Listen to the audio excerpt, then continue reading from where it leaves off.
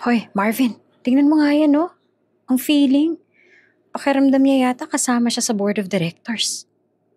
Bulong ni Jessie na hindi naman talaga bulong. Porket mataas lang ang customer satisfaction kung makapagsalita. Akala mo magaling na CEO. Oo nga, akala mo anak ng may-ari ng Euretech Solutions. Natatawang sagot ni Marvin. Hayaan mo na yan, tsambahan lang ang success niya. Sa town hall, doon natin makikita kung sino talagang may karapatan. Nagsimula ang town hall meeting. Umakyat sa stage sina Mr. Enrique Sandoval at Miss Stella Sandoval. Nagsandaling makatuntong sa stage ang mag-asawa, agad na inilibot ng ginang ang paningin niya sa mga nasa harap at gano'n na lang ang gulat niya ng sandaling magkatinginan silang dalawa ni Ernie. Magandang gabi sa inyong lahat. Maraming salamat sa pagdalo sa mandatory town hall meeting na ito. Panimula ni Mr. Sandoval na may malakas na boses. Bago matapos ang lahat ng ito, may isa pa kaming very important announcement. Hindi ito tungkol sa business. Meron kaming ipapakalala sa inyo. Ang tao na magmamana ng vision at mission namin. Ang tagapagmana ng kumpanyang ito. Sabi ni Mr. Sandoval habang nakatingin sa lahat. Nag-umpisa nang maglakad si Mr. at Miss Sandoval.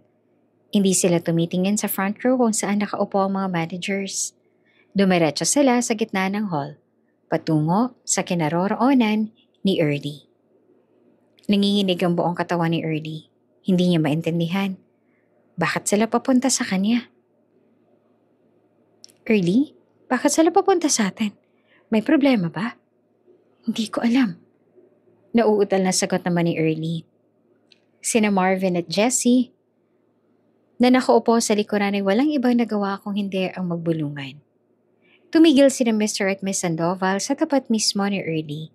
Tiningnan siya na mag-asawa nang may sobrang pagmamahal at lungkot sa mata. Erlinda, mahinang tawag ni Miss Sandoval habang umaagos ang luha. Tumingin naman si Ernie sa kanila.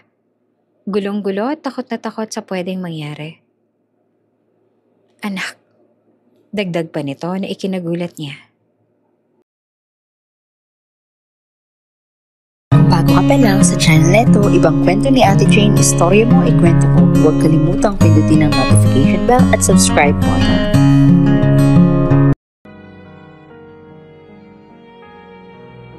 Ang sabi nila, madali lang ang buhay. Na kapag nagsumikap ka, makukuha mo agad ang gusto mo. Pero hindi iyon ang laging totoo. Marami tayong pinagdadaanan na paghihirap. Mga problema sa pamilya, sa pera, o sa kalusugan na parang wala lang katapusan. Minsan nahihirapan ka sa mga agos ng buhay mo. May dagdag pa para sa mas lalo ka nilang maibaon sa hirap. Naghihirap ka na nga, iinsultuhin ka pa nila.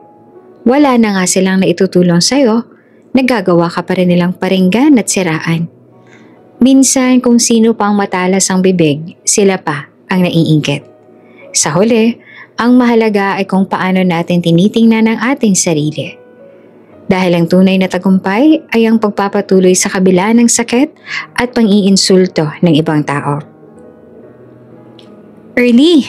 Agad na napabaling ng tingin si Ernie sa tumawag sa kanya. Kahit napawis, nagawa niya pa rin bumaling ng tingin dito. Hindi na siya nagtaka pa nang makita ang dating kaklase na ngayon ay kuryoso nang nakatingin sa mga asarol at mga gamit na pangbungkal ng lupa. Oh, andito ka pala. Saad ni Ernie sa kanya. Dahilan upang nakangiting mag-angat ng tingin sa kanya ang kakilala. Ang akala ko nasa Maynila ka na. Oo, pupunta naman talaga ako ng Maynila. Ang kaso, may inaasikaso pa akong dokumento. Ang tagal nga ng proseso Naboboard na ako rito. Gusto ko nang umalis. Natatawang sagot ng babae bago nag-angat ng tingin sa kanya. Ikaw, dito ka na lang ba? Ang akala ko ba may plano ka rin? Meron nga pero nag-iipon pa ako. Ganon, parehas lang pala tayo. Sagot ni Early kaya bago tahimik na natawa. Ang akala ko pagkatapos mo mag-aral magbubukid ka na lang. O siya, sige na, mauna na ako. Paalam nito sa kanya bago ito tumalikod at naglakad palayo. Walang ibang nagawa si Early kung hindi ang mapabuntong hininga bago nagpatuloy sa paglalakad pa uwi. Sa isang baryo sa probinsya na tila nakalimutan na ang lahat at malayo pa sa kabihasnan, doon nakatira si Erlinda o mas kilala ng lahat bilang si Early. Sa edad na 22, nakapagtapos na siya ng kolehiyo. Ito ang pinakamalaking tagumpay na naabot ng kanilang pamilya. Pero sa likod ng tuwa, nariyan ang katotohanan. Matinding kahirapan ng yakap-yakap ng probinsya nila. Ang bahay nila Early ay gawa sa pinaghalong kahoy at semento na sapat lang para sa kanila. Wala silang luho. Wala silang mga appliances na pang sosyal. Ang pinakamalaking problema nila, at ito ang madalas sa pag-usapan nila, ay ang kawalan ng sariling sasakyan man lang. Kapag may kailangan silang bilhin o lakarin sa bayan, umaasa lang sila sa kalabaw na may kariton. Kung wala silang pera, umaasa lang sila sa paglalakad. Kung siswertehin, kapag may mapadaang tricycle papunta sa bayan, may nagpapasakay naman sa kanila, lalo na kung may mga dala sila. Para sa kanila, kahit nakapos at wala sila ng lahat, hindi naman mahalaga para sa kanilang mga material na bagay. Ang tanging yaman nila, ang pagmamahalan at malasakit ni na Lolo Ben at Lola Ising. Sila ang sandigan ni Early simula pa noon. Isang hapon, inabutan ni Early si Lola Ising na nagpapahinga sa duyan. May hawak itong maliit na pillbox kaya naman agad siyang lumapit dito. La, bakit po hindi kayo humiga sa papag? Mas masarap po magpahinga doon. Tanong ni Early bago umupo sa tabi ng duyan. Sasakit ang likod niyo rito. Hay, apo, mas masarap dito. Mas naaamoy ko ang sariwang hangin dito kaysa sa loob.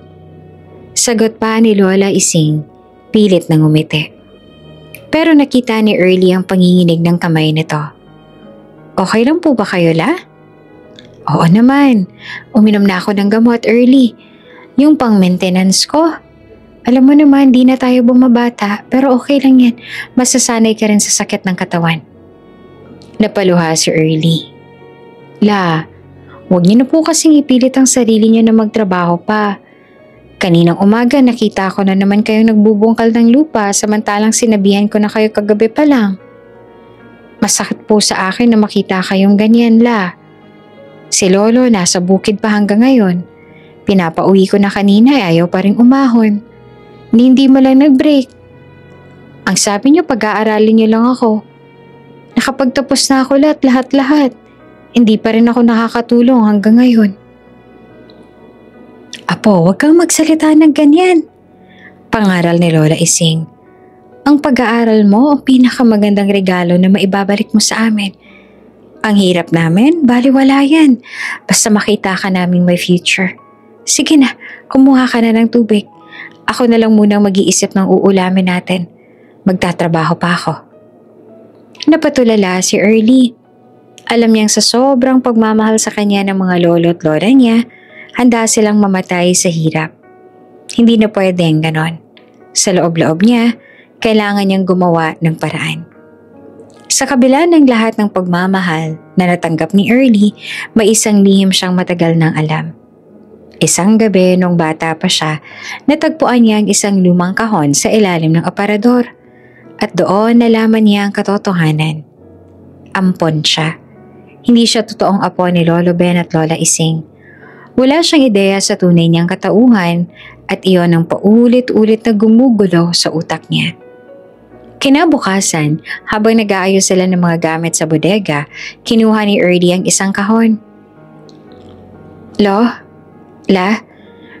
pwede po ba magtanong ulit? Tungkol po dito? Sabi ni Early, hawak ang kahon. Sa loob nito ay nakita nila ang isang kakaibang kwentas na may medalyon at isang lumang sulat na dilaw na ang kulay. Napatingin naman sina Lolo Ben at Lola Ising sa isa't isa. Tila nag-aalangan kung magsasabi ba ng totoo. Pero nakita ni Early ang curiosity sa mata ng lola niya. Hay anak, malumanay na sabi ni Lola Ising. Lumapit at kinuha ang kwentas. Wala namang problema. Matanda ka na para itago pa to sa'yo. Yung kwintas na yan ang tanging identity mo nang makita ka namin. Pwede niyo po bang ikwento ulit sa akin, La? Pakiusap ni Early. Gusto ko po sanang marinig mula sa inyo ng buo. Gusto ko po sanang marinig ng buo. Yung walang halong kung ano at walang dagdag na kwento ninyo. Gusto ko po yung totoo. Ilang sandali pa munang napatingin ng mag-asawa sa isa't isa bago sila napabuntong hininga. Oh, sige, sabi ni Lolo Ben. Umupo sa isang silya. Maliit ka pa noon. Batang-bata ka pa.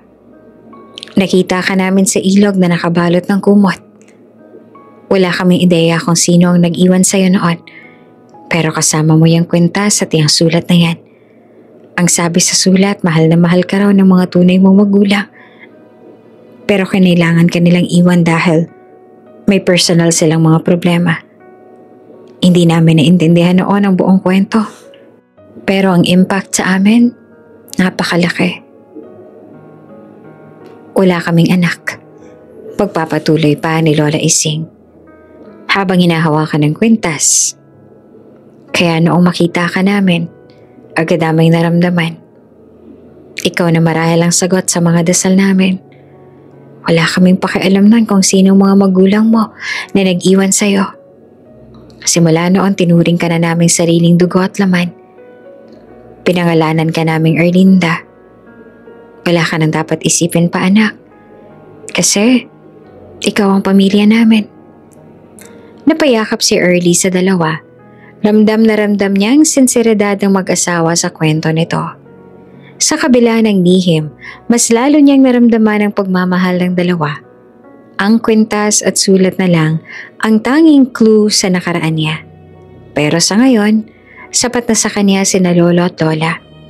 Ang isip niya nakafocus sa hinaharap at sa kung paano niya mabibigyan ng magandang buhay ang dalawang nag-aruga at nagmahal sa kanya. Dahil sa kwento ng kanyang pinagmulan, mas lalong nag-alab ang determinasyon ni Early. Nakapagtapos na siya sa kolehiyo. Isang malaking tagumpay iyon para sa kanya. Pero kailangan niya na itong i-convert sa pera para sa pamilya niya. Hindi na siya pwedeng maghintay at magsayang pa ng oras. Isang hapon, nagbabasa si Early ng lumang tabloid na iniwan ng bisita nila. May nakita siyang advertisement tungkol sa mga trabaho na nakakuha ng atensyon niya noong mga oras na yon. La, tawag ni Early sa dalawa na nasa labas. Abala naman sa paglilinis ng bakuran. Tingnan niyo po ito. Job hiring daw sa Maynila. BPO daw. Lumapit sina Lolo Belen at Lola Ising na animong nagtataka sa balita ng apo. BPO? Ano yon? Parang opisina ba? Tanong ni Lolo Ben habang pinipilit basahin ang maliliit na letra. Opo, ang sabi daw call center. International daw, kaya malaki ang kita. Ang basic daw mas mataas kaysa sa salary ng mga guro dito. Paliwanag ni Ernie na halatang nag-research na. Tingin niyo po, okay lang po ba kung magbakasakali ako roon? Dagdag niya pa. Nagtinginan ng mag-asawa. Halatang may kaba at pag-aalinlangan sa narinig sa apo. Magbabakasakali ka? Tanong ni Lola Ising na nagsimula ng mag-alala para sa apo. Ibig sabihin ba nito? Pupunta ako sa Maynila, La. Doon po ako magbabakasakali na makahanap ng magandang trabaho. Sagot ni Early sa dalawa. Mag-a-apply po ako sa BPO. Alam ko pong mahirap, Lo, pero kailangan ko po itong gawin. Sa dami po ng ginastos nyo sa pag-aaral ko, hindi ko na kayo kaya makita na nagtatrabaho pa sa bukid. Tapos may maintenance pa kayong iniinom. Pero Maynila yan, Early, delikado. Mag-isa ka lang. Wala kaming kakayahang suportahan ka roon at saka mahal yata ang mga bilihin doon. Baka wala ka lang makain doon kapag hindi kami nakapagpadala agad. Pagtutol ni Lolo Ben na animong medyo tumaas pa ang boses. Huwag po kayong mag-alala sa pera. May part-time job po ako nung college kaya may naipon po akong pambili ng ticket. Sa Maynila, may batchmate ako na may room pa sa boarding house nila. Doon muna ako tutuloy. Ang importante, makahanap ako ng trabaho agad. Hindi na ako mag-a-apply dito. Mukhang hindi ko na rin naman po kakayaning tustusan ang maintenance ninyo rito sa baba ng sahod. Seryosong sabi ni Early. Lumapit siya sa dalawa at hinawakan ng kamay nila. Pangako po, hindi ako magtatagal doon nang hindi ko kayo kasama. Sa lalong madaling panahon, babalikan ko kayo. Hindi na kayo magsasaka. Kukunin ko kayo sa Maynila at patitirahin ko kayo sa isang komportableng bahay. Yung may sariling banyo at gripo. Ako nang bahala sa lahat basta't hihintayin niyo lang ako, ha?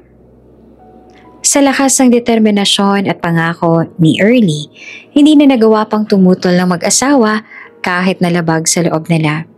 Sa huli, niyakap na lang sila ni Early ng mahigpit. Kasabay ng panginginig ng boses. Alam nilang kailangan na nilang palayain Sir Early para mas magandang buhay nito sa Maynila. Dumating ang araw ng pag-alis ni Early. Maaga pa, pero handa na si Early sa pag-alis. Ang backpack niya nakasabit na sa balikat. Ang kwentas na may medalyon. Ang tanging clue sa pinagmulan niya ay nasa loob na ng bag. Nakatago na at ligtas.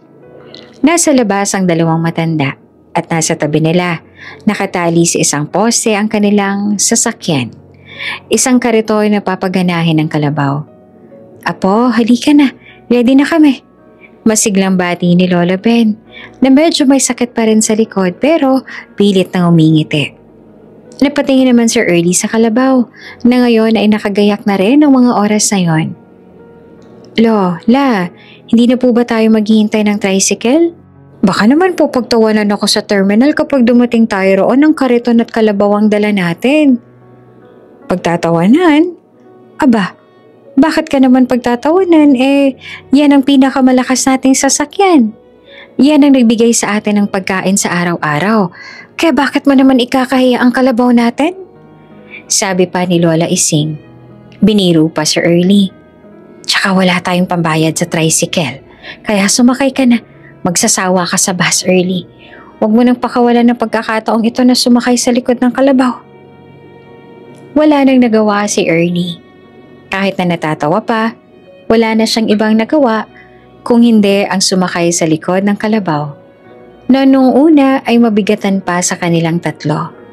Dahan-dahan, nagsimulang maglakad si Lolo Ben, hawak ang tali patungo sa bus terminal na may kalayuan. Pagdating sa terminal, syempre nagtilian ng mga tao. Nakapark na ang mga bus sa sasakyan ni Early at ang mga pasahero ay naghihintay na. Lahat sila biglang napatingin sa kakaibang pagdating ni Early at ng dalawang matanda. May mga nagtawanan, may mga nagbulungan. Ang iba naman ay mabilis na kinuha ang cellphone at nagvideo pa para gawing katatawanan ng tatlo. Aba, ang ganda ng sasakyan niyo ah! Saad ng konduktor na nakasakses sa pagdating nila. Damo lang ang gasolina. Dagdag pa nito bago tumawa. Uminit naman ang pisngi ni Early sa narinig. Naramdaman niya ang matinding hiya. Pero nang tumingin siya kina Lolo Ben at Lola Ising, nakita niya ang ngiti at pagmamalaki sa mukha ng dalawa. Para sa kanila, wala silang pakialam sa opinyon ng iba. Proud pa nga sila. Hindi niya napinansin ang mga tawa. Ang importante, ang pagmamahal at suporta ng pamilya niya. Sa wakas, huminto ang kalabaw sa tapat mismo ng bus. Agad-agad na bumaba sina Lolo Ben at Lola Ising para tulungan si Early na bumaba kasama ang mga bagaheng dadalhin nito sa Maynila. Hindi niya na napigilan ang luha niya nang yakapin ng dalawang matanda. Lo, mag-ingat kayo ha. Huwag na po kayo magpapapagod sa bukid. Sabi ni Early, yakap-yakap ang dalawa. Basang-basa na ang pisngi niya sa luha. Palagi niyo pong iingatan ang sarili ninyo, ha? Huwag ka na mag-alala sa amin, Apo. Kami nang bahala dito. Mag-focus ka sa Maynila. Ang importante, makita ka naming masaya at maging successful. Sabi ni Lola Ising. Pangako ko, La. Hindi rin magtatagal, babalikan ko kayo. Promise ko po, kukuhanin ko po kayo. Sagot pa ni Early na pinipigil ang hikbi. Matapos ang matinding yakapan at drama, pinilit na siyang isakay ng dalawa sa loob ng bus. Kinawayan siya ni na lolo at lola hanggang sa mawala sila sa paningin niya. Kasama ang kalabaw at kariton na naghatid sa kanya roon. Tumingin si Early sa bintana. Nagdarasal na maging maayos ang lahat. Ito na ang simula ng kanyang journey sa bagong lugar at bagong buhay na pinili niya. Pag-upo niya sa upuan niya, naghanap siya ng bintana. Ang kaso, side seat siya at may nakatabi siyang lalaki. Napansin niya agad ang lalaki dahil nakangiti ito at parang natatawa sa nasaksihan kanina. Ang ganda ng entrance mo kanina, miss ah. Buong buhay ko ngayon lang ako nakakita ng biyaherong kalabaw ang naghahatid sa kanya sa terminal. Saad ng lalaki, bago muling natawa. Wala namang ibang nagawa si Early kung hindi ang mag-iwas ng tingin, mapanguso at namumulang pisnging tumahimik. Don't get me wrong ha, nagulat lang ako. Inismeran lang siya ni Early. Kahit kailan talaga, hindi niya pinansin ang lalaki. Ano bang problema nito kung hinatid siya ng kalabaw sa terminal? May problema ba siya roon? Hindi na kumibo si Early kaya naman mas lalo lang na ng asar ang binata. Sorry, natatawa lang talaga ako. Pero hindi ako naiinsulto ah. Natatawa lang ako kasi ang unique nang nangyari kanina. Wala kang pakialam sa mga tumatawa. Cute nga ng lolo mo eh. Ang tapang mo pa. Sabi ng lalaki na lalo pang umiti. Wala akong pakialam sa'yo. Bulong na sabi ni Ernie. Nagdahil sa narinig ay mas lalo pang pumalahaw sa katatawa ang lalaki na mas lalo pang nakakuha sa atensyon ng ibang pasahero. Sa bus na nangingiti na lang ng mga oras na yon. Nang dahil sa pagtawa ng lalaki, mas lalong napapahiya at namumula ang mukha ni Ernie. Nakaalis na't lahat-lahat ang mga lola niya at lolo pero hanggang ngayon hindi pa rin tumitigil ang lalaki sa pagtawa sa gilid niya. Sige na nga, titigil na ako, pasensya na. Magkakatabi tayo ng matagal dito kaya mananahimik na ako para hindi ka na mahiya dyan.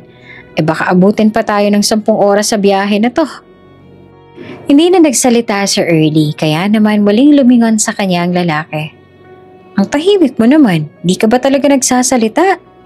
Tanong ng lalaki sa kanya na hindi niya man lang nalingon. Ako nga pala si Carlo. Papunta rin ako Maynila, ikaw ba? Nagdalawang isip pa si Early kung sasagot. Pero sa huli, sumagot siya. Pero sobrang tipid. Early. Nice name! So early! Sa Maynila ka ba magbabakasyon? Mukhang dala mo yung buong bahay niyo ah. Biro pa ni Carlo na tumingin sa malaking backpack na dala niya. Magtatrabaho ako. Maikli niyang sagot. Habang nakatingin naman sa labas ng bintana. Wow! Ang galing mo naman! Ako, mag-aaral. Pero mag-a-apply din siguro ako ng part-time sa BPO. Masayang sabi ni Carlo. Anong trabaho nga palang applyan mo? Security guard ba? BPO, call center. Medyo irritable niyang sagot dahilan upang matawa si Carlo. Aba, ayos yan. Baka maging magkatrabaho pa tayo. Alam mo ba na high-tech na sa call center? At alam mo rin ba, sabi nila, malaki raw ang sweldo sa call center. Malay mo, kapag nagsipag ka ng nagsipag sa trabaho mo, makabili ka ng tricycle. Natatawa nitong biro na muli niyang pasikretong inismeran. Mahirap ang trabaho sa call center, lalo na kapag nilagay ka nila sa international calls. War freak yung mga kliyente ron, tsaka palagi nagsasalita ng Ingles. Aba, halos hindi mo na nga maintindihan. Pero sa nakikita ko sa'yo, mukhang kaya mo naman. Mukha kang palaban eh. Pampalakas loob pa ni Carlo. Hindi na sinagot ni Early si Carlo. Nagkunwari na siyang natutulog. Nagsara ng mata. Pero nararamdaman niya ang presensya ni Carlo na tahimik na lang na nagpatugtog ng music sa earphones niya. Sa isip ni Early, ang daldal. Pero parang mabait naman. Ang tensyon sa biyahe nabawasan ng kaunti. Nang dahil sa kakulitan at kadaldalan ni Carlo na nung una ay inakala niya pang may sayad at walang preno ang bibig. Nang mag-stop over ang bus, bumaba si na Early at Carlo. Sa rest area, nakita ni Early si Carlo na bumili ng kape. Ay, Early! Akala ko iniwanan mo na ako. Na parang laging hyper. Gusto mo ba ng kape? Libre ko na. Hindi na, salamat. Maikling sagot ni Early habang bumibili ng mineral water. Ang tahimik mo talaga, Early. Parang lagi kang galit. Pero alam ko may kwento ka. Sabi pa ni Carlo. Sige na, magkwento ka naman. Para naman hindi boring yung biyahe natin. Napabuntong hininga si Early. Wala lang ako masabi. Bakit ikaw? Hindi ka ba napapagod magsalita? Parang palaging may baril yung bibig mo. Inisasaan ni Early dahilan upang humagalpak sa tawa si Carlo. Saan ka nag-aral? Sa Manila. Course ko, IT. Matagal ko nang gustong pumunta ron. Ikaw ba? Anong favorite color mo? Pilit ni Carlo. Wala, gusto ko lang matulog. Sagot ni Early na lalo pang nagtipid sa pagsagot sa lalaking hyper. Pero hindi sumuko si Carlo dahil muli ulit siyang nagsalita. Sige na Early, last question na lang. Bakit ka nga pala magko-call center? Kasi sa dami-dami ng trabaho, bakit yan ang napili mo? Parang seryosong desisyon yan ah. Hindi ka naman jologs. Napatingin si Early kay Carlo. Nagdalawang isip siya. Ang lalaking ito ay parang interviewer na makulit. Pero sa huli, sumagot siya. Pero sobrang tipid pa rin. Kailangan ko ng malaking sweldo agad. May binubuhay ako. May pinagkakagastosan. Mga bills. May mga maintenance yung mga kasama ko sa bahay. Sabi ni Early pero hindi niya na binanggit na para ito sa lolo at lola niya. Ganun ba? Wow, ang hardworking mo naman pala Early. Ganyan dapat. Ibig sabihin, seryoso ka talaga sa buhay. Go lang ng go, kaya mo yan. Magaling ka. Magdasal ka lang palagi. Pampalakas loob ba ni Carlo? Hindi na sumagot si Early. Sa halip, ngumiti lang siya ng tipid. Ang lalaking to, kahit bibot daldalero, ramdam niyang sincere ang sinasabi nito. Hindi na siya nagtanong ulit. Bumalik na lang sila sa bus at umupo ulit sa tabi ng isa't isa. Nang umandar ulit ang bus, tahimik si Carlo. Kinuha na lang nito ang earphones niya at nag-umpisang makinig ng music sa sariling cellphone. Minsan ay tumatawang mag-isa, minsan naman ay seryoso lang na nanonood. Si Early naman tumingin na lang sa labas ng bintana habang nag-iisip at nagpaplano ng mga gagawin niya pagdating sa Maynila. Sa bawat kilometro na nilalakbay ng bus, tinitingnan niya ang mga punong nagdaraan. Naisip niyang lolo at lola niya.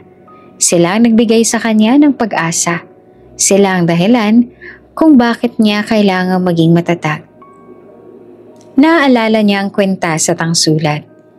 Sino kaya mga magulang niya? Bakit kaya siya iniwan? Mayaman ba sila? Maraming tanong sa isip niya. Pero ang pinaka-importante, ang inaharap niya ngayon. Sila Lolo Ben at Lola Ising. Sila ang pamilya niya at sa kanila siya nakatuon. Naramdaman niya na tinitingnan siya ni Carlo. Oh, bakit nakatingin ka dyan? May sasabihin ka na naman. Tanong ni Early na medyo iritable. Wala, gusto ko lang makita ka kung seryoso ka ba talaga sa pagtulog mo. Ayun, hindi. Biro ni Carlo. Pero seryoso, ang ganda ng view dyan sa labas ah. Pero mas maganda yata ang future mo. Ramdam ko Early, magiging successful ka. Napangiti naman si Early nang hindi niya namalayan dahil sa narinig mula kay Carlo. Sana, sa awa ng Diyos. Sana. Siyempre, maging positive ka lang sa buhay. Kaya lang tipid mong magsalita eh. Biro ni Carlo sabay tawa. Di sige, magkwento ka na lang ulit para may marinig ako. Sabi ni Early na parang nagbibiro na rin. At doon nagsimulang magkwento si Carlo tungkol sa kanyang buhay. Tungkol sa mga barkada niya, Tungkol sa college life niya. Tungkol sa mga pangarap niya. Si Early naman sa kabilang banda ay walang ibang nagawa kung hindi ang makinig na lang. Mahaba talaga ang biyahe patungo Maynila. Hindi kalaunan ay nagsawa na si Early sa pagtingin sa labas ng bintana. Ang mga kwento ni Carlo ay naging background noise na lang. Pero kahit papaano, nakatulong yon para hindi siya maboard sa biyahe nila. Alam mo, Early, sabi ni Carlo na medyo humina ang boses. Ang dami ko nang sinabi tungkol sa sarili ko. Pero ang dami ko pa rin hindi alam tungkol sa'yo. Pero okay lang yan. Sa Maynila na lang ulit kapag nagkita tayo. Promise mo hanapin mo ako. Carlo ang pangalan ko. Hindi mo dapat kalimutan yan. Sana. Sagot ni Early na tipid pa rin. Bakit? Doubtful ka ba na magkikita tayo ulit? Sabi ko sa'yo magiging magka-opisina pa nga tayo. Aba, baka maging boss mo pa ako. Joke lang. Tawa ni Carlo. Hindi niya na inintindi si Carlo. Ramdam na ni Early na malapit na sila sa Maynila. Ang excitement at kaba niya naghahalo na. Ilang oras na lang at magsisimula na ang bago niyang buhay. Ang buhay na babago sa buhay ng lolo at lola niya. Pagkalipas ng ilang oras, tumigil na ang bus. Nasa Maynila na sila. Sa wakas. Bumaba si Early, dala ang backpack niya. Paglabas ng terminal, bumungad sa kanya ang matinding ingay, usok at traffic. Nakaramdam siya ng gulat dahil hindi niya ina-expect na ganito palang kaingay sa syudad, kumpara sa tahimik nilang probinsya. Hoy, Early! Dito na tayo! Ang ingay ano? Pero ayos lang yan, nakaka-excite diba? Bati ni Carlo na nakasunod sa kanya. Mukhang hindi naman. Tipid niyang sagot. Oh, sige na, mauna na ako. Ang dami ko pang lakad eh. Good luck nga pala sa'yo ha. Huwag mong kalilimutan na pangalan ko. Carlo, see you around. Sabi pa ni Carlo. At ang mamadaling umalis, bit-bit ang bagahin niya. Tumingin si Early sa paligid. Ang kwentas ay may medalyon. Nakatago sa loob ng bag. Ang pangako kina Lolo Belen at Lola Ising. Nasa isip niya at nakatanim pa rin hanggang ngayon. Naglakad na siya, kasama ang kumpulan ng mga tao roon patungo sa boarding house ng batchmate niya. Hindi na siya lumingon, hindi pa ito ang katapusan ng kwento niya. Ngayon pa lang nagsisimula ang totoong laban na kailangan niyang harapin sa oras na makakahanap siya ng trabaho sa bagong syudad na magiging panandalian niya ang tirahan. Pagkatapos ng mahabang biyahe, sumalubong kay Early ang matinding ingay at init ng Maynila. Hindi na ito ang tahimik na probinsya na kinalakihan niya. Dito, tila mas mabilis ang ikot ng mundo. Lahat nagmamadali. Lahat may ginagawa at abala sa kani-kanilang trabaho at pinagkakaabalahan. Medyo nakakabingit, nakakakaba. Pero mas pinili niyang maging excited.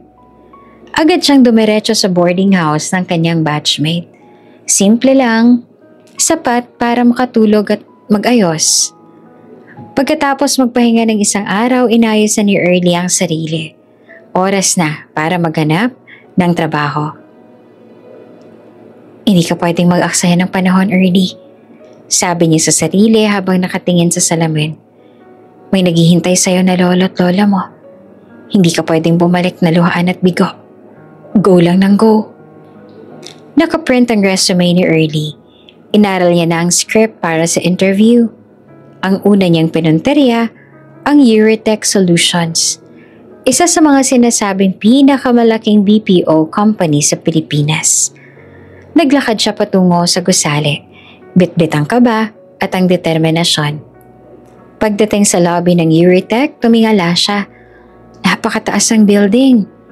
Ang mga taong naglalakad mukhang sosyal at profesional. Pakiramdam ni Early para siyang na-out of place sa suot niyang simpleng damit. Nilakasan niya ang loob niya at pumasok sa opisinang itinuro sa kanya.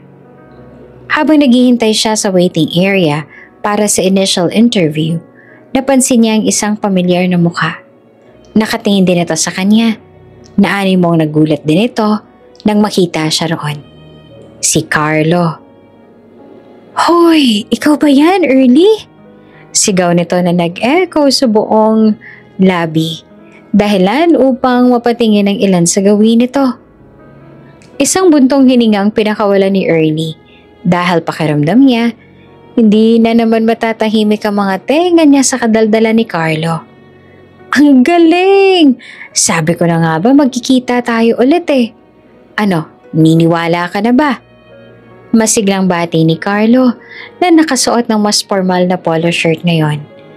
Nagulat naman si Early nang makita at mapansin niya ang ayos ni Carlo. Carlo, anong ginagawa mo rito? Ang akala ko ba mag-aaral ka?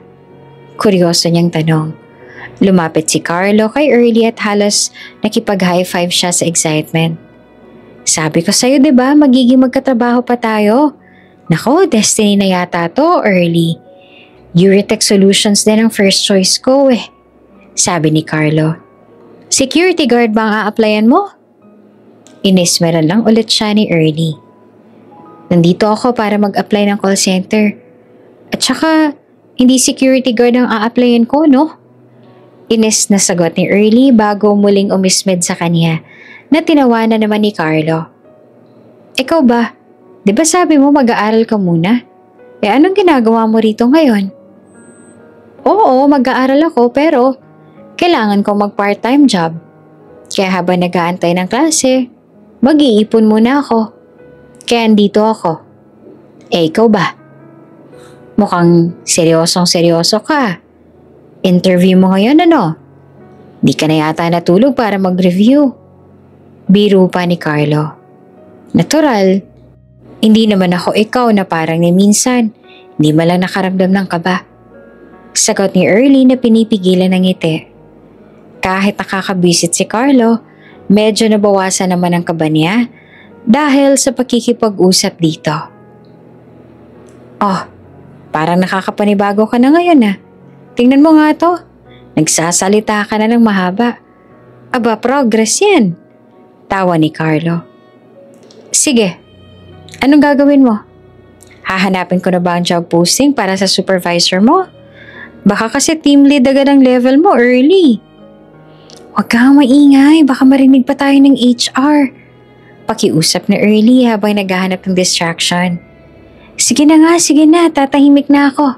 Pero bago yan, good luck sa'yo, ha? Sige na, mauna na ako sa initial interview. Baka agent na ako paglabas ko.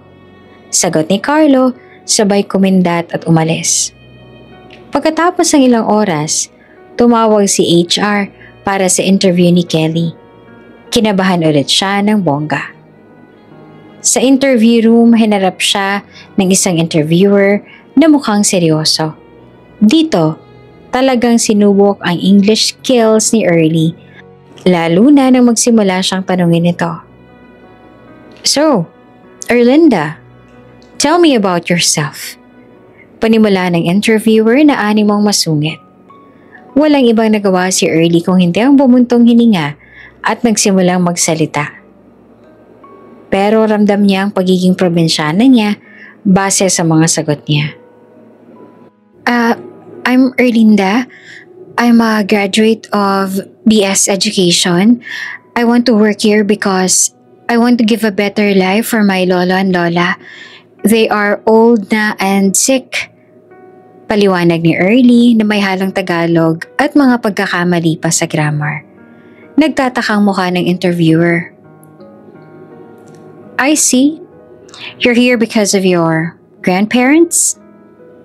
Yes. They need my help very much. They are working in the farm very, very hardly. Sagot ni Early. Nagtanong pa ng mga technical questions ang interviewer.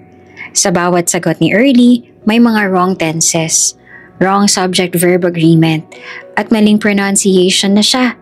Hindi niya alam kung bakit ngunit tila ba nababakas na sa mukha ng interviewer ang pagkabigo. Lalo na sa tuwing makikita niya itong napapangiwi dahil sa mga sagot niya. Sa totoo lang, handa na siyang umuwi at umiyak. Pakiramdam niya bagsak na siya. Pero sa huling bahagi ng interview, biglang nagtanong muli ang interviewer. Why should we hire you, Erlinda? Marami pang mas magaling sa English kaysa sa'yo. Sir, ma'am, Sabi ni Ernie na tiningnan ng interviewer ng diretsyo. Hindi po perpekto ang English ko pero sincere po ako sa mga sagot ko. I promise you, I will work hard. I will study hard. I will not waste the opportunity because my family needs this job. Wala po akong ibang pag-asa. Ito lang po. Tinitigan siya ng interviewer ng matagal.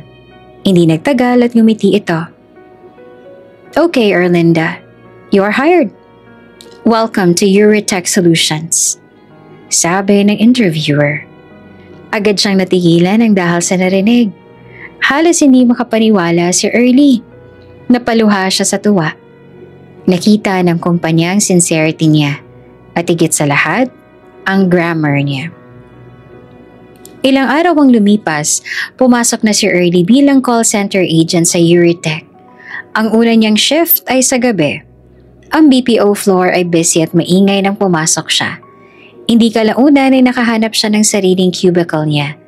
Pinaghalong excitement at kaba ang nararamdaman niya habang nag-ayos siya ng mga gamit sa desk. Ang kaso, ang excitement na yon ay agad na napalitan ng tensyon. Sa training, napansin na siya. Sa production floor, mas lalo siya naging center of attention. Sa masamang paraan. Naging punteriya siya ng dalawang senior agents, sina Marvin at Jessie. Pareho silang magaling sa English, confident at mapang-asar. Unang call pa lang ni Ernie, napansin na siya dahil sa mga baloktot niyang English at halos hindi maintindihan na grammar. Halos magkatabi lang ang cubicle nila. Hala, sa probinsya? Pakinggan niyo to guys. Bulong ni Jessie na hindi naman talaga bulong. Sinimula ni Early ang call sa isang customer. Good afternoon, my dear valued customer. My name is Early. How I can help you today? Nang matapos ang call, agad na nalapitan siya ni Marvin at Jessie na may mga nakakalokong ngiti sa labi. Mga ngiting animong pwede siyang sunggaban anytime. Uy, dear valued customer daw. Hindi ba dear yan, Marvin? Baka naman, dear Carabao customer, gusto mong sabihin. Pang-aasar ni Jessie sa kanya, kasabay ng tawa ng pagkalakas-lakas. Sobrang lalim ng tone mo, Early, para ka namang nagkukwento sa bukid. Dagdag pa ni Marvin na animang natatawa pa. Dapat straight ang English mo, wala ka dapat pang probinsya ng tono. Wala ka na sa probinsya, uy, nasa Maynila ka na. Namula si Early. Masakit, pero pinili niyang wag na lang pansinin. Pinili niyang mag-focus sa monitor niya. Aba, di tayo pinapansin oh. Hindi mo ba kami naririnig o baka naman puno lang ng lupa galing sa probinsya yung mga tenga mo? Kaya hindi mo kami naririnig ngayon ano? Banat pa ni Jessie bago humalukip-kip at napabaling ng tingin sa kasama. Nag-iinarte ka pa dyan. Hindi ka lang magpasalamat dahil tinutulungan ka namin. For your information, Early, hindi bagay ang probinsyanang katulad mo sa ganitong klase ng trabaho dahil una sa lahat, hindi naiintindihan ng mga Kano yung pronunciation at mali-mali mong grammar. Pangalawa, pang probinsya ka lang talaga. Magtanim ka na lang kaya ng palay roon. Mas bagay pa sa'yo magbungkal ng lupa kesa sa umupo dito kasama namin. Huling banat ni Jessie bago umalis. Tumatawa-tawa pa. Simula noon naging araw-araw ng kalbaryo ang trabaho ni Early. Bawat call niya, may nag-aabang kina Marvin at Jessie para gayahin at pagtawanan ang pronunciation niya sa mga salita. Hindi lang call ang pinupuna nila, pati ang pananamit ni Early. Isang araw, lunch break, pumunta si Early sa pantry para kumain. Wow, Early, ano yan? Adobong kangkong? Ang simple mo naman. Hindi ka ba nahiya sa mga coworker mo? Dapat pasta o di kaya burger. Hindi yung pang-probinsyang ulam pa rin na yan. Panimula ni Jessie. Tawa ng tawa. Tsaka, yung damit mo. Hindi ba nagtitinda ng ukay-ukay ang lola mo? Sobrang outdated. Dagdag pa ni Marvin. Wala kayong pakialam. Mahinang sagot ni Early pero ramdam niya ang init sa mukha niya. Aba, lumalaban. Alam mo Early, sayang ang college degree mo. Kung ganyan lang ang English mo, mag-resign ka na lang kaya. Hindi tayo makakakuha ng incentive ng dahil sa'yo. Baka low performance ka pa. Pagbabanta ni Jessie. Dahil hindi niya na matiis ang pangungutya, tumayo si Early. Hindi niya na tinapos ang pagkain. Naghanap siya ng lugar na walang tao. Ang naging kanlungan niya, ang comfort room. Pumasok siya sa isang cubicle at tahimik na umiyak. Doon na siya kumain ng tanghalian. Lihim na nag-aaral ng English sa phone niya, gamit ang mga application at online tutorials habang pinipigilan ng luha. Hindi ako susuko. Para sa kanila to. Hindi ako pwedeng sumuko dahil lang sa kanila. Bulong niya sa isip habang tahimik na lumuluha at kumakain sa loob ng comfort room. Ang comfort room ang naging safe place ni Ernie. Madalas doon siya nagpapalipas ng break time. Nagre-review ng mga script at common phrases na ginagamit sa BPO. Naging determinado siya. Kailangan niyang umangat. Hindi dahil gusto niyang maging lamang kina Marvin at Jessie, kundi dahil pinangako niya kina lolo at lola na babalik siya na successful at may ipon na. Isang gabi habang umiiyak si Early sa cubicle at nagre-review ng pronunciation, may narinig siyang boses sa labas. Uy, Early, andyan ka ba? Nakita kitang pumasok kanina pero hanggang ngayon di ka pa rin lumalabas. Malumanay na tanong ng boses. Nagulat naman si Early. Pinunasan niya agad ang luha niya at binuksan ang pinto. Isang lalaking agent ang nakatayo. Hindi niya ito ka-close pero madalas niya itong nakikita sa floor na nakatingin sa kanya. Tahimik lang itong agent. Palaging focused sa trabaho. Si Ryan. Oh, Ryan. Bakit may kailangan ka ba? Tanong ni Early na pilit na pinapatibay ang boses. Bahagya pa siyang pinagmasdan ni Ryan. Wala naman itong nagawa kung hindi ang mag-iwas ng tingin sa kanya. Wala naman, gusto lang kitang kamustahin. Sabi ni Ryan na nakatingin sa mga namumulang mata ni Early bago mali itong nag-iwas. Napapansin ko na madalas ka kong pagtripan ng dalawang agent ah. Huwag mo na lang yung pansinin, Early. Sila Marvin at Jessie? Nako, sila yung mali, hindi ikaw. Kaya hindi mo dapat pinapabayaan ang sarili mo sa mga taong walang ginawa kundi ang mang-asar. Mahirap kaya, Ryan. Halos araw-araw parang gusto ko nang mag-resign ng dahil sa kanila. Pakiramdam ko wala na akong karapatan dito. Mas magaling pa sila sa English kaysa sa akin eh. Sabi ni Early. Naglalabas sa animong naglalabas ng sama ng loob. English? Hindi naman yan ang basehan sa trabahong ganito. Ang attitude mo, yung sincerity mo, yan ang importante. Kaya ka tinanggap. Sila, puro skill lang yan, mga walang puso. Ikaw, may puso ka para sa client mo. Kaya ka tinanggap kasi nakitaan ka ng potensyal. Pampalakas loob ni Ryan sa kanya. Sige, mag-usap tayo. Alam kong mahirap, pero kailangan mong lumaban. Hindi ka lang nagtatrabaho Early. Lumalaban ka. Dahil sa suporta ni Ryan, naramdaman ni Early na may karamay siya. Hindi lang siya nag-iisa sa laban dahil kasama niya si Ryan, ang sarili niya at ang mga pangarap niya para sa lolo at lola niya. Simula noon, naging magkaibigan at mentor ni Early si Ryan. Palagi silang nagkikita sa break at lunch break. Hindi na sa comfort room kundi sa parking lot o sa tahimik na bahagi ng building. Okay, Early, tingnan mo to. Kapag call mo na, huwag kang magpapanik agad. Magsalita ka lang ng malinaw at mabagal. Payo ni Ryan habang nagbibigay ng tips. Tapos, gamitin mo tong application na to. Malaking tulong to sa pronunciation mo. Tsaka kapag nagtanong ng, how are you? Huwag kang sumagot ng, I'm fine, thank you. Masyadong basic yun. Kailangan, professional ang sagot mo. Pero Ryan, ang hirap. Ang dami kong wrong grammar. Naiiyak nga ako kapag narinig ko yung sarili ko nakikipag-usap sa tawag. Sabi ni Ernie. Ganyan talaga sa simula. Ako rin naman dumaan din ako sa ganyan. Pero aral lang ng aral. Huwag silang pansinin. At yung damit mo, Early, okay lang yan. Huwag ka magbabago dahil lang sa kanila. Ang importante, malinis ka at presentable. Sa tawag at linya naman ng trabaho natin, boses mo lang naman ang importante, hindi naman ang outfit mo. Dahil boses mo ang naririnig at hindi ang suot mo. Paliwanag pa ni Ryan. Lihim na ginawa ni Early ang mga payo ni Ryan. Sa loob ng cubicle niya, paulit-ulit siyang nagre-record ng sarili niyang boses. Sa tuwing break time, inaaral niya ang mga accent at phrases.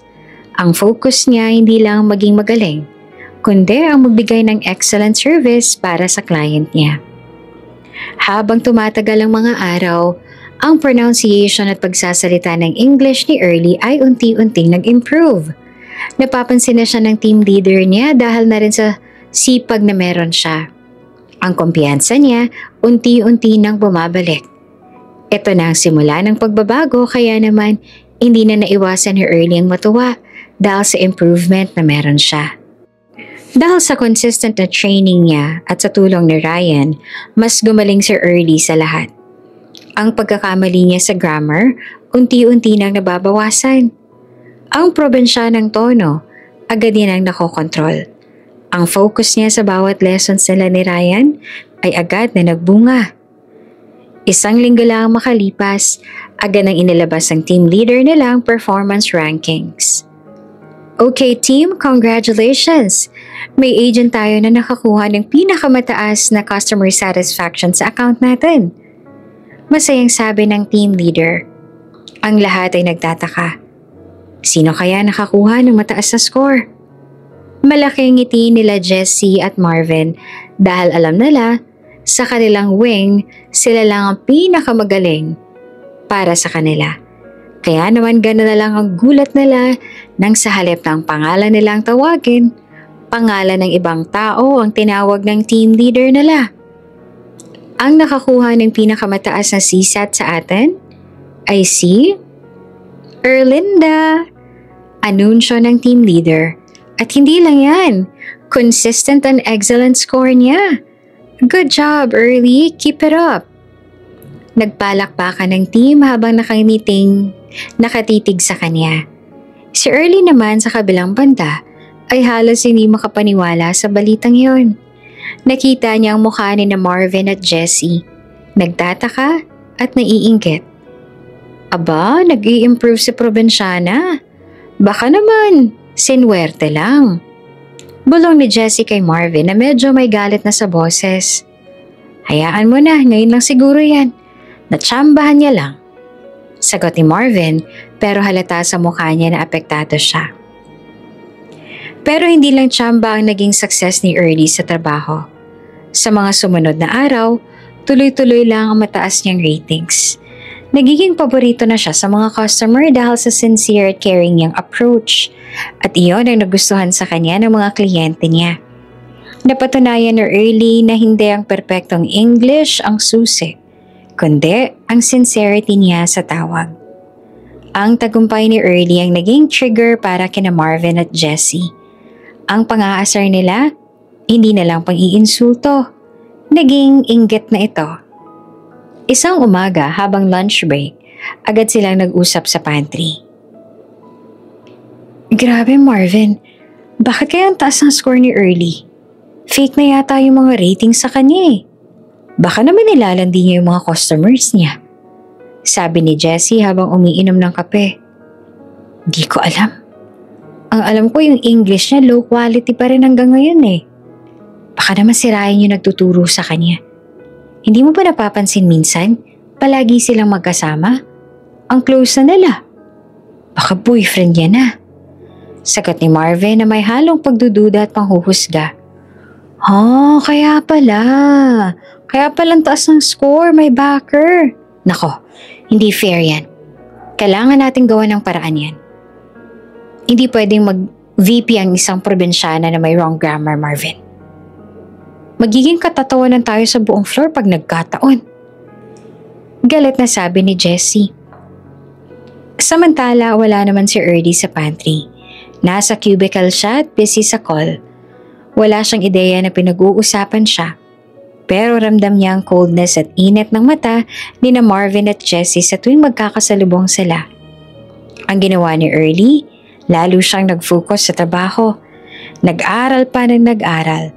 Hindi niya hahayaan ng negativity ang makasira sa pangarap niya. Ang isip niya, nasa lolo at lola niya. Sila ang lakas niya habang nandito siya sa Maynila. Sa huling bahagi ng shift nila, nag-usap ulit sina Early at Ryan bago umuwi. Early, congrats ulit sa ratings mo. Nakita mo? Walang imposible, diba? Sabi ni Ryan na tuwang-tuwa para sa kaibigan. Salamat Ryan ha. Naku kung wala ka, baka matagal na ako nag-resign dito. Kayo ni na lolo at lola nagbibigay ng lakas sa akin. Sagot ni Early na mas confident na ngayon. Kaya mo yan, Early. Mas mabait ka nga kaysa sa kanila. Ang importante, malinis ang puso mo. Pampalakas loob pa ni Ryan. Umuwi si Early ng may ngiti sa labi. Kahit pagod at puyat. Hindi na ito ang dating Early na laging umiiyak sa comfort room. Napatunayan niya na kaya niyang lumaban sa Maynila. Napatunayan niya na ang pagiging mabait ay mas malakas kesa sa pagsasalita ng tamang Ingles. Pero alam niya na hindi pa tapos ang laban niya sa trabaho. Sila Marvin at Jessie alam niyang hindi ito titigil. At may malaking sekreto pa siyang kailangang malaman at patuklasan. Ang kwenta sa suot niya, ang sulat na kasama at sinulat ng mga magulang niya, at ang Eurotech Solutions na pinagtatrabahuhan niya. Kahit tumaas ang performance ratings ni Early, hindi nawawala ang inggit ni na Marvin at Jessie. Sa tulong ni Ryan, lalo siyang gumaling. Ang pagiging totoo niya, kasabay ng pag-improve ng pagsasalita niya ng English, ay muli nagbunga ng mataas na CSAT. Sa loob ng ilang buwan, siya na ang isa sa top performer sa team nila. Grabe Marvin, tingnan mo yan, may certificate of recognition na naman ng probinsyana. Nako, hindi na yan kapanipaniwala. Sigurado ako, may ginagawa na siyang kakaiba. Baka nag-cheat yan. Galit na bulong ni Jessie kay Marvin habang nag-aabot ng coffee sa pantry. Yaan mo na, baka nakatsamba na naman yan. Baka nagkataon lang na easy account ang mga nakubuhan niya. Depensa pa ni Marvin, pero halatang naiinis din. Pero yung si Ryan, di mo ba nahahalata? Sobrang close na nila talaga sa trabaho. Parang mentor niya na. Hindi niya na nga tayo pinapansin tulad ng dati. Feeling niya siguro superior na siya dahil palagi nasa top performance yung tinutulungan niya. Samantala, abala naman Sir Early sa cubicle niya. Pinili niyang huwag lang silang pansinin kahit na patuloy ang mga ito sa pagpaparinig sa kanya sa trabaho. Sa tuwing may negative vibes na nararamdaman, iniisip niya ang lolo at lola niya. Sila ang lakas niya para patuloy na gumawa ng tama. Isang gabi, paglabas ni Early sa elevator, nagulat siya sa lalaking muling nakasalubong niya. Hoy, Early! Andito ka pa rin hanggang ngayon? Parang hindi ka na umuuwi, ha? Si Carlo, na hindi niya na nakikita simula nung araw na nag-apply sila. Carlo? Andito ka pa rin? Akala ko umalis ka na. Tanong ni Early na medyo nagulat. Pagyapang natawa si Carlo nang dahil sa narinig. Hindi ako umalis eh. Anong tingin mo sa akin? Mahina ang loob. Ikaw nga yung iniisip ko eh. Baka kako ikaw ang maunang umalis sa atin. Biro pa ni Carlo na tawa pa rin ang tawa hanggang ngayon. Nagbago na yata ang shift ko eh. Nasa night shift na ako ngayon. Ikaw ba? Balita ko supervisor ka na. Congrats ha? Huwag kang maingay, hindi pa ako supervisor no? Irritableng sagot ni Early na pilit na pinipigilan ng ngiti. Joke lang, pero congrats. Nakikita ko palagi sa bulletin board ang pangalan mo. Aba, top performer ka raw sa team ninyo. Ang galing mo naman, Early. Nung una, akala ko tahimik ka lang kasi wala kang alam sa Maynila. Ayun pala, tahimik ka lang pero may ibubuga ka rin naman pala. Masayang sabi ni Carlo. Nung gabing yun, nag-usap ulit sila. Break time. Nagkukwentuhan sila. Hindi natipid ang sagot ni Early. Sa daldal at positive vibes ni Carlo, naging komportable si Early di kalaunan. Masaya siyang makita na may pamilyar na mukha sa floor. Alam mo Carlo, masarap ka palang kausap. Di ka lang daldalero. Sabi ni Early na nakangiti. Sabi ko sa'yo kaya nga magkaibigan na tayo Hindi na tayo basta magkakalala lang. Bawal ng tipid na sagot. Sagot ni Carlo dahilan upang matuwa siya. So, magkwento ka naman. Anong secrets mo sa success na meron ka ngayon? Tanong ni Carlo. Nagkwento si Early tungkol sa mga long nights niya sa pag-aaral ng English at sa mga pang-aasar at pang-iinsulto na naranasan niya sa trabaho. Sa kauna-unahang pagkakataon, may napagkatiwalaan si Early na sabihin ang lahat ng ito maliban kay Ryan. Grabe Early, bakit di mo sinabi? Naku, bad trip naman yung mga yan. Sobrang bait mo na nga tapos yan pang gagawin nila sa'yo? Galit na sabi ni Carlo. Sino ba yung mga yan? Gusto mo kausapin ko? Aba hindi pwedeng ganyan Sa Eurotech bawal ang bullying. Hayaan mo na, hindi naman kailangan. Pero salamat Carlo. Sagot na lang ni Early sa kanya bago ngumiti sa kaibigan.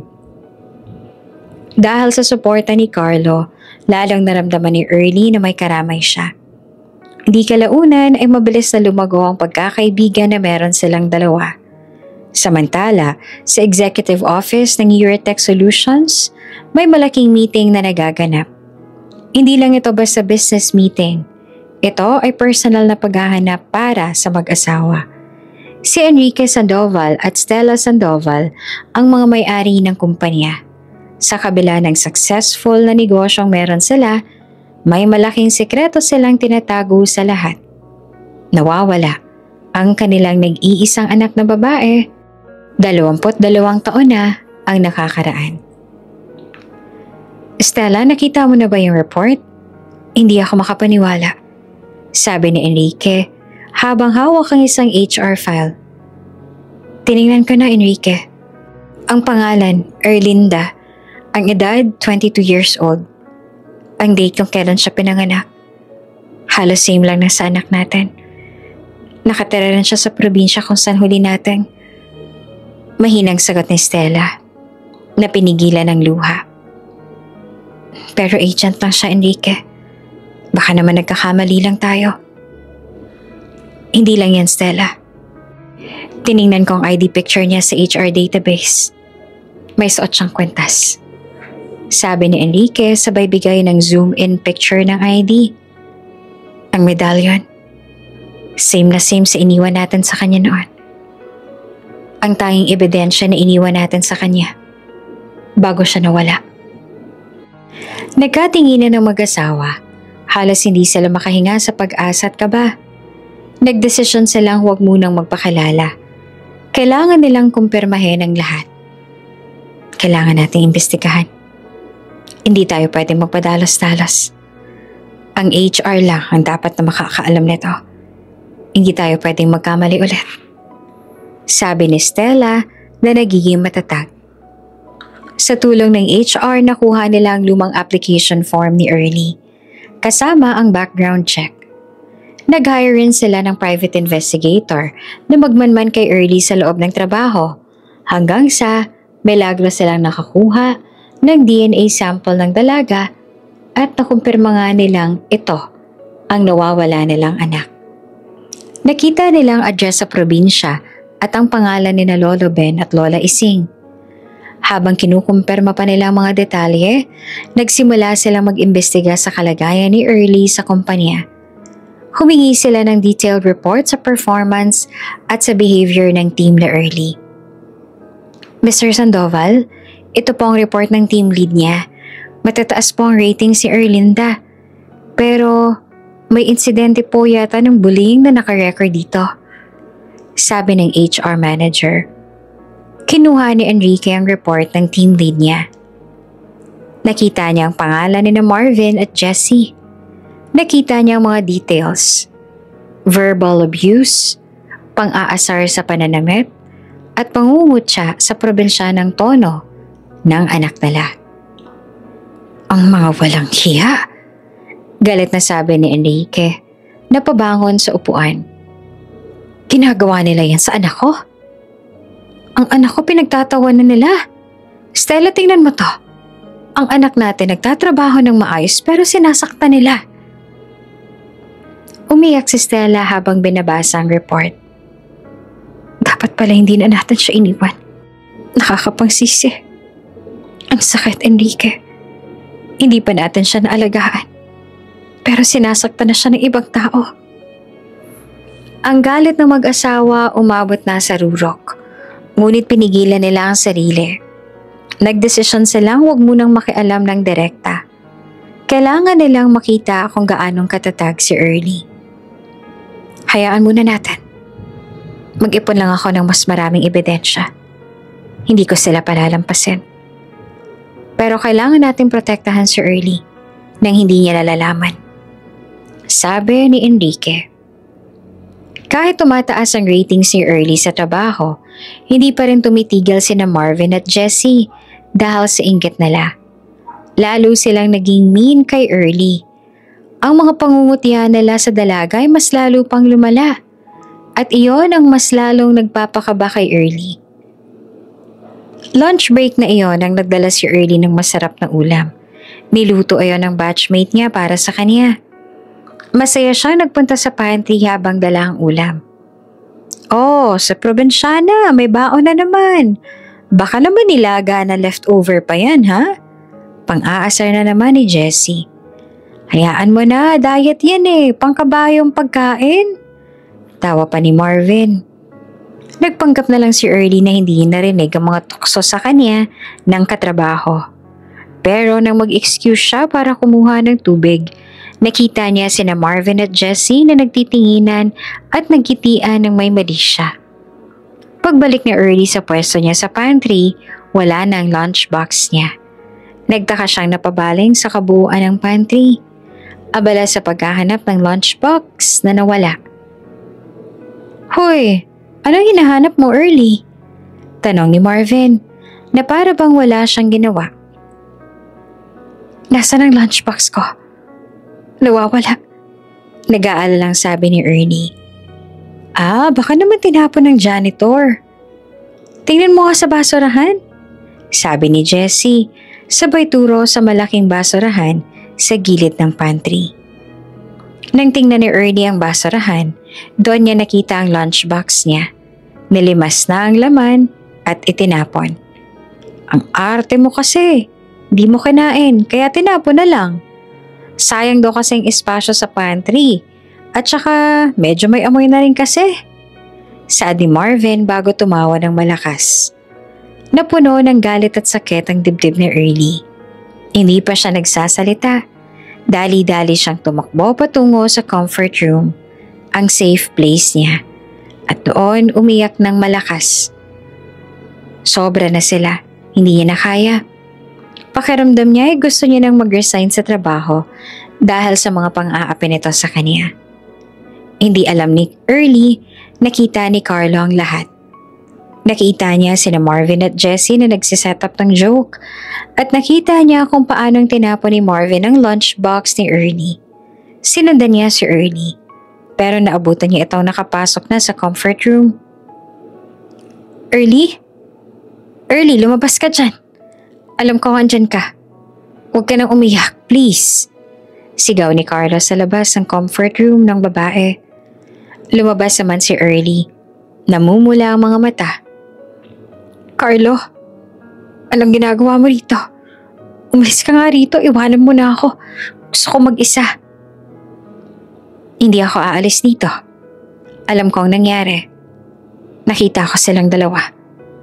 Sabi ni Carlo, galit na galit ang mukha. Halika, samahan mo ako. Hindi natin yan palalampasin. Dumiretso si Carlo at Ernie sa pantry. Andun pa rin sina Marvin at Jessie. Abala sa pag-inom ng soft drinks nang pumasok sila. Hoy, kayo. Anong problema nyo? Bakit nyo ginagawa yun kay Early? Bakit nyo tinatapon yung pagkain niya, ha? Galit na sigaw ni Carlo. Hoy, sino ka ba para sumigaw dito? Agent ka lang din naman ah. Huwag kang makialam sa amin. Galit na sagot ni Jessie. Sino ka ba? Boyfriend niya? Kayo ba ni Early? Kaya pala ang daldal mo. Wala kayong pakialam. Ang issue rito, ang pambubuli niyo sa kaibigan ko. Bakit niyo ginagawa yan? Ano bang napapala niyo sa pambubuli sa kanya, ha? Mga wala kayong kwenta. Sigaw ni Carlo. Aba, wala kang karapatang pagsalitaan kami ng ganyan. Bakit? Sino ka ba sa tingin mo, ha? Sira ulo ka. Ang bastos mo. Sigaw ni Marvin at inunahan na si Carlo ng suntok. Dahil sa init ng ulo, sinuntok ni Marvin si Carlo sa mukha. Nagulat si Early. Hala, tama na. Wag! Sigaw ni Ernie. Uminit ang ulo ni Carlo. Hindi niya nakinaya ang pananakit. Lalo na't nasaksihan niya ang pang-aapi ng mga ito kay Early. Gumanti naman si Carlo ng suntok.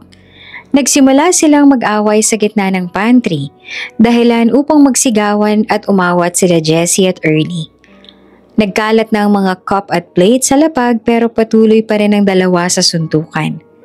Mabilis na dumating ang security at ang team leader nila na animong naalarma lang sa sigawan ng dalawang babae sa loob. Tama na yan! Tumigil na kayo! Sigaw ng team lead. Dinala silang tatlo sa HR office. Ang team lead at ang security ang nagkwento ng pangyayari. Pinilit ni Early na magsalita. Pero hinaharangan siya ni Marvin at Jessie. Ma'am, siya ho ang nauna. Siya ang aggressor. Siya ang bully. Bigla na lang siyang pumasok sa panty kasama si Early. Tapos pinagsususuntok niya ako. Self-defense lang ang ginawa ko. Sinungaling na depensa ni Marvin. Sinungaling ka? Sigaw ni Carlo. Hindi po totoo yan. Si Marvin po ang nagtapon ng lunch ko. Pinagtanggol lang po ako ni Carlo. Pilit na depensa naman ni Early na umiiyak pa rin. Pero sa huli, ang desisyon ng HR ay walang pinapanigan. Suspension sa lahat ng involved sa nangyaring suntukan. Dahil sa suntukan sa loob ng office premises, suspended kayong tatlo. Walang sweldo, 1 week. Pinal na sabi ng HR. Walang ibang nagawa si Carlo kung hindi ang mapabuntong hininga. Kahit na nangingitim ang labi, wala siyang ibang nagawa kung hindi ang mapabaling ng tingin kay Early at humingi ng tawad. Sorry, Early. Nadala lang ako sa galit ko. Hindi ko na nakontrol yung sarili ko. Huwag ka mag-aalala, babalik ako agad. Worth it din yan. Hindi ako nagsisisi na pinagtanggol kita, no? Salamat, Carlo, ah. Umiiyak na sagot naman ni Early. Matapos ang isang linggong suspension, bumalik na si Early at Carlo sa Euritech Solutions. Sina Marvin at Jessie bumalik din. Ang awkwardness sa floor ay ramdam na ramdam ng lahat. Ang pagkakaibigan ni Early at Carlo lalong tumibay dahil sa nangyari. Mas lalo lang din naging protective si Carlo kay Early dahil sa nangyari habang si Early naman animong mas lalo lamang tumaas ang tiwala kay Carlo. Huy, huwag mo na akong sundan, Carlo. Hindi na ako bata para sundan pa, no? Biro na Early nang mag-break time. Hindi pwede, hindi ako papayag. Dapat bantay sarado ka. Hindi ako papayag na saktan ka ulit ng mga baliw na yan.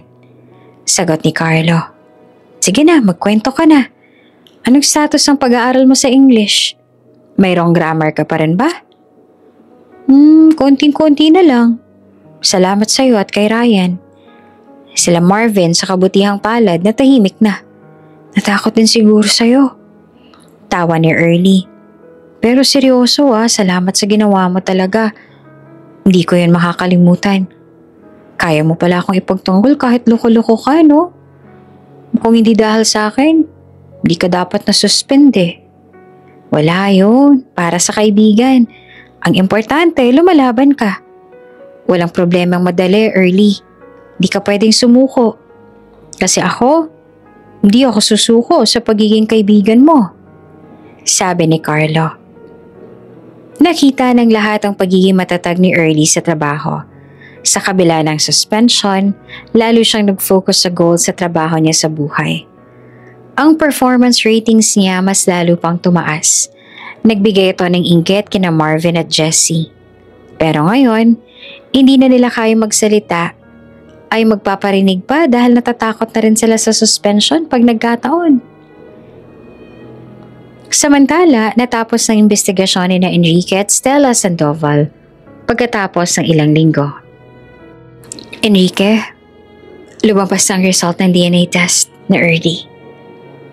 Si Erlinda Sandoval, ang anak natin. Sabi ni Stella na hawak ang DNA test result. Ang DNA niya match na match sa'yo at sa akin. Nagpapasalamat ako sa Diyos dahil nabuhay siya. Nariyan lang siya. Nagtatrabaho sa kumpanya natin.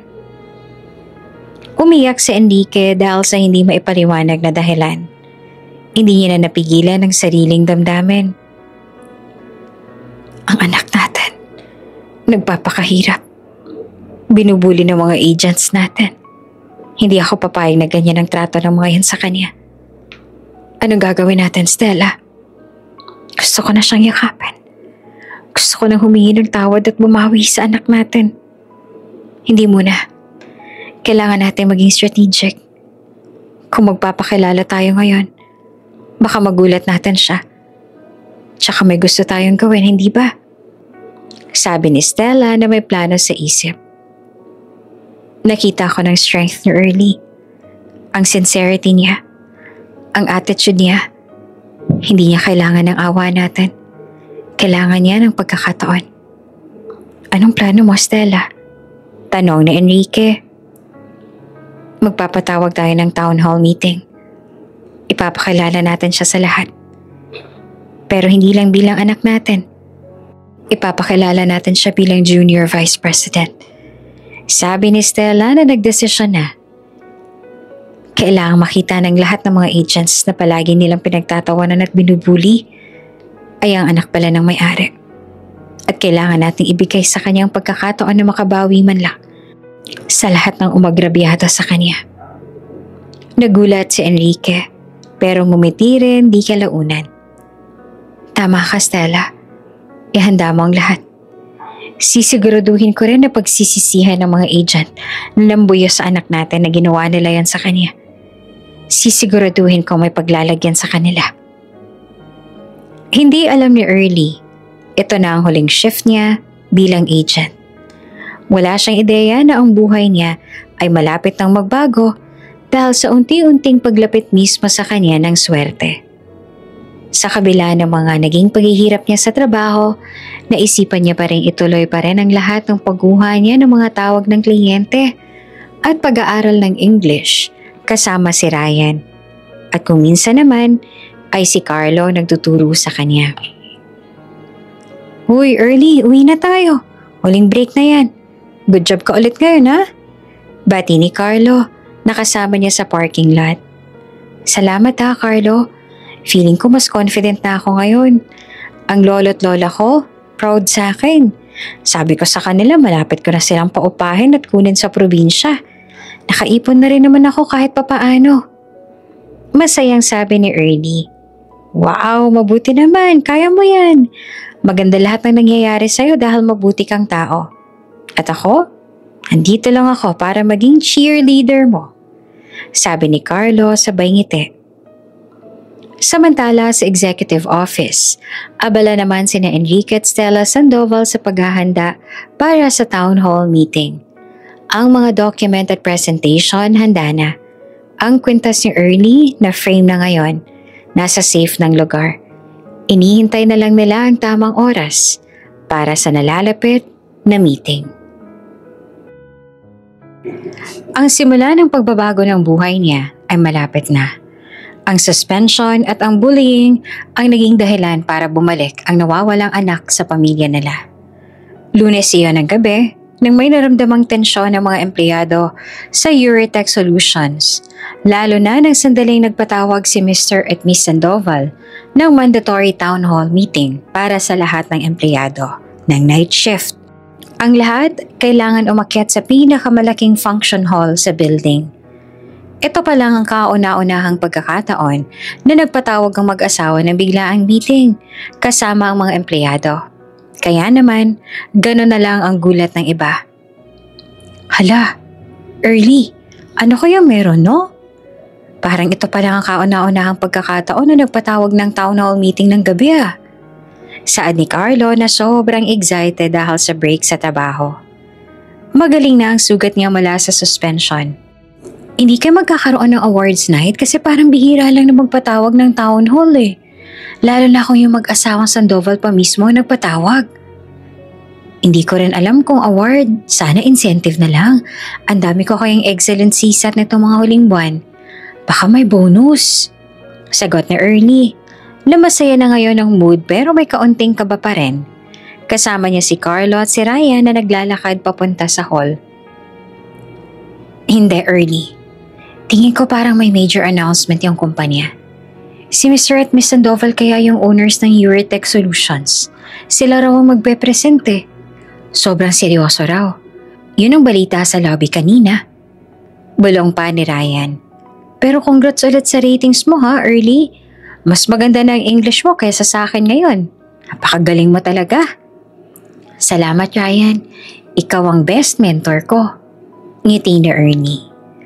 Habang naglalakad sila, nakita ni Ernie sina Marvin at Jessie. Siyempre, inismeran lang siya ng dalawa. Hoy, Marvin, tingnan mo nga oh. Ang feeling, pakiramdam niya siguro kasama na siya sa board of directors. Bulong ni Jessie na hindi naman talaga bulong. Porket mataas lang ang CSAT, kung makapagsalita, akala mo magiging CEO. Oo nga, akala mo naman anak ng may-ari ng Euritech Solutions. Natatawang sagot ni Marvy. Hayaan mo na yan, tsambahan lang naman ang success niya. Sa town hall, doon natin makikita kung sino talagang may karapatan. Sagot ni Marvin, na mayabang pa rin ang tono. Umupo si Early sa gitna ng hall, kasama sina Ryan at Carlo. Ang lahat naghihintay na magsimula ang meeting. Kakaibang pakaramdam sa loob ng hall. Hindi nila alam na ang meeting na ito ay tungkol na pala sa isa sa kanila. Nagsimula ang town hall meeting. Umakyat sa stage sina Mr. Enrique Sandoval at Miss Stella Sandoval. Pareho itong nakasuot ng power suit at mukhang posturang-postura. Nang sandaling makatuntong sa stage ang mag-asawa, agad na inilibot ni Estela ang paningin niya sa mga nasa harap. At gano'n na lang ang gulat niya ng sandaling magkatinginan silang dalawa ni Early. Hindi inaasahan ni Early na magpapalitan sila ng titig ng CEO. Kaya naman wala siyang ibang nagawa kung hindi ang tipid ng ngumiti sa ginang. Nakita naman niyo ng ginang kaya naman mabilis na nanginig ang kamay niya sa sobrang kaba. Magandang gabi po sa inyong lahat. Maraming salamat sa pagdalo sa mandatory town hall meeting na ito. Panimula ni Mr. Sandoval na may malakas na boses. Ang meeting ay nagmistulang ordinaryong business meeting. Nagpakita sila ng charts at graphs tungkol sa performance ng kumpanya. Nagkwento sila tungkol sa mga future projects at sa pagpapalawak ng Euritech Solutions. Ang Euritech ay lumalaki dahil sa inyong sipag at tiyaga. Kayo ang buhay ng kumpanyang ito. At gusto naming magpasalamat sa inyo, sabi ni Ms. Sandoval na nakangiti. Napansin naman ni Ernie na madalas tumingin si Ms. Sandoval sa side niya. Hindi lang isang beses, parang may hinahanap. Baka naman may kilala siyang agent dito.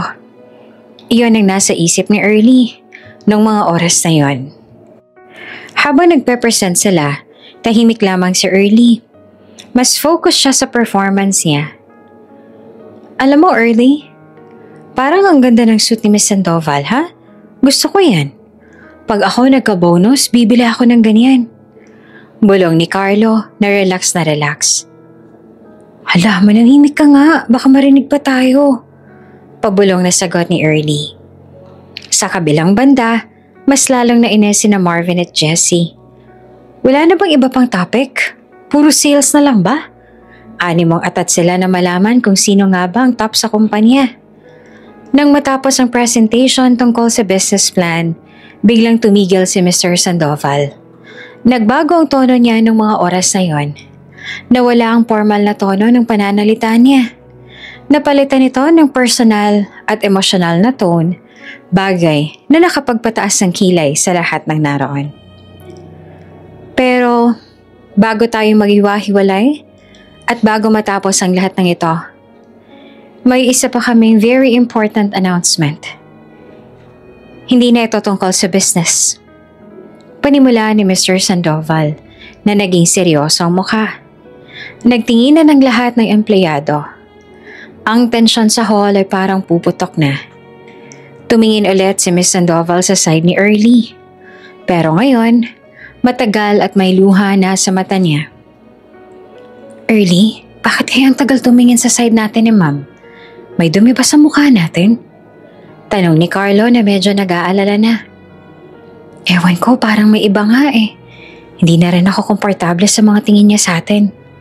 Sagot ni Early na nanginginig na ang tuhod. Ang katotohanan na ito ay matagal na naming itinago sa Eurotech. Pagpapatuloy pa ni Mr. Sandoval. Ang kumpanyang ito, hindi lamang ito tungkol sa business. Ito ang buhay namin. At ang future ng kumpanyang ito ay hindi lang sa amin nakasalalay. Huminto siya ulit at lumanok. Meron kaming ipapakilala sa inyo. Ang tao na magmamana ng vision at mission namin. Ang tagapagmana ng kumpanyang ito. Sabi pa ni Mr. Sandoval habang nakatingin sa lahat. Ang lahat ng empleyado ay bahagyang nagtinginan sa isa't isa. Sino kaya yun? May anak pala sila. Biglang nagbago ang slide sa screen. Wala na ang graphs at charts. Napalitan ito ng simpleng litrato ng isang baby at may nakasulat na petsa ng kapanganakan sa ilalim. Nakasuot ang baby ng isang kwentas na may kakaibang medalyon. Gulong-gulo na ang isip ni Ernie. Ang litrato ng baby, ang kwentas. Parehong-pareho sa kwentas na suot niya. Ang tagapagmana, hindi niyo siya kilala dahil matagal siyang nawala sa amin. 22 taon na ang nakakaraan. Kaya ngayon, ibabalik na namin siya. Sabi ni Mr. Sandoval habang ang boses ay naging emosyonal. Hinawakan ni Ms. Sandoval ang kamay ng asawa. Umiiyak na ito. Ang tagapagmana na yan ay ang aming nag-iisang anak. Sabi ni Mr. Sandoval at lumingon sa direksyon ni Early. Dahilan upang mabilis na tumibok ang puso ni Early dahil sa pinaghalong kaba at gulat. Posible nga ba na siyang tinutukoy ng mag-asawa? Siya ang anak namin na nawawala at gusto namin siyang ipakilala sa inyo. Sabi ni Mr. Sandoval. Nagumpisa nang maglakad si Mr. at Ms. Sandoval. Hindi sila tumingin sa front row kung saan nakaupo ang mga managers. Dumiretso sila sa gitna ng hall, patungo sa kinaroroonan ni Early. Nanginginig ang buong katawan ni Early. Hindi niya maintindihan. Bakit sila papunta sa kanya? Early? Bakit sila papunta sa atin? May problema ba? Nagtatakang tanong ni Carlo na halos hindi na makahinga. Hindi ko alam. Nauutal na sagot naman ni Early. Sina Marvin at Jessie na nakaupo sa likuran ay walang ibang nagawa kung hindi ang magbulungan. Marvin?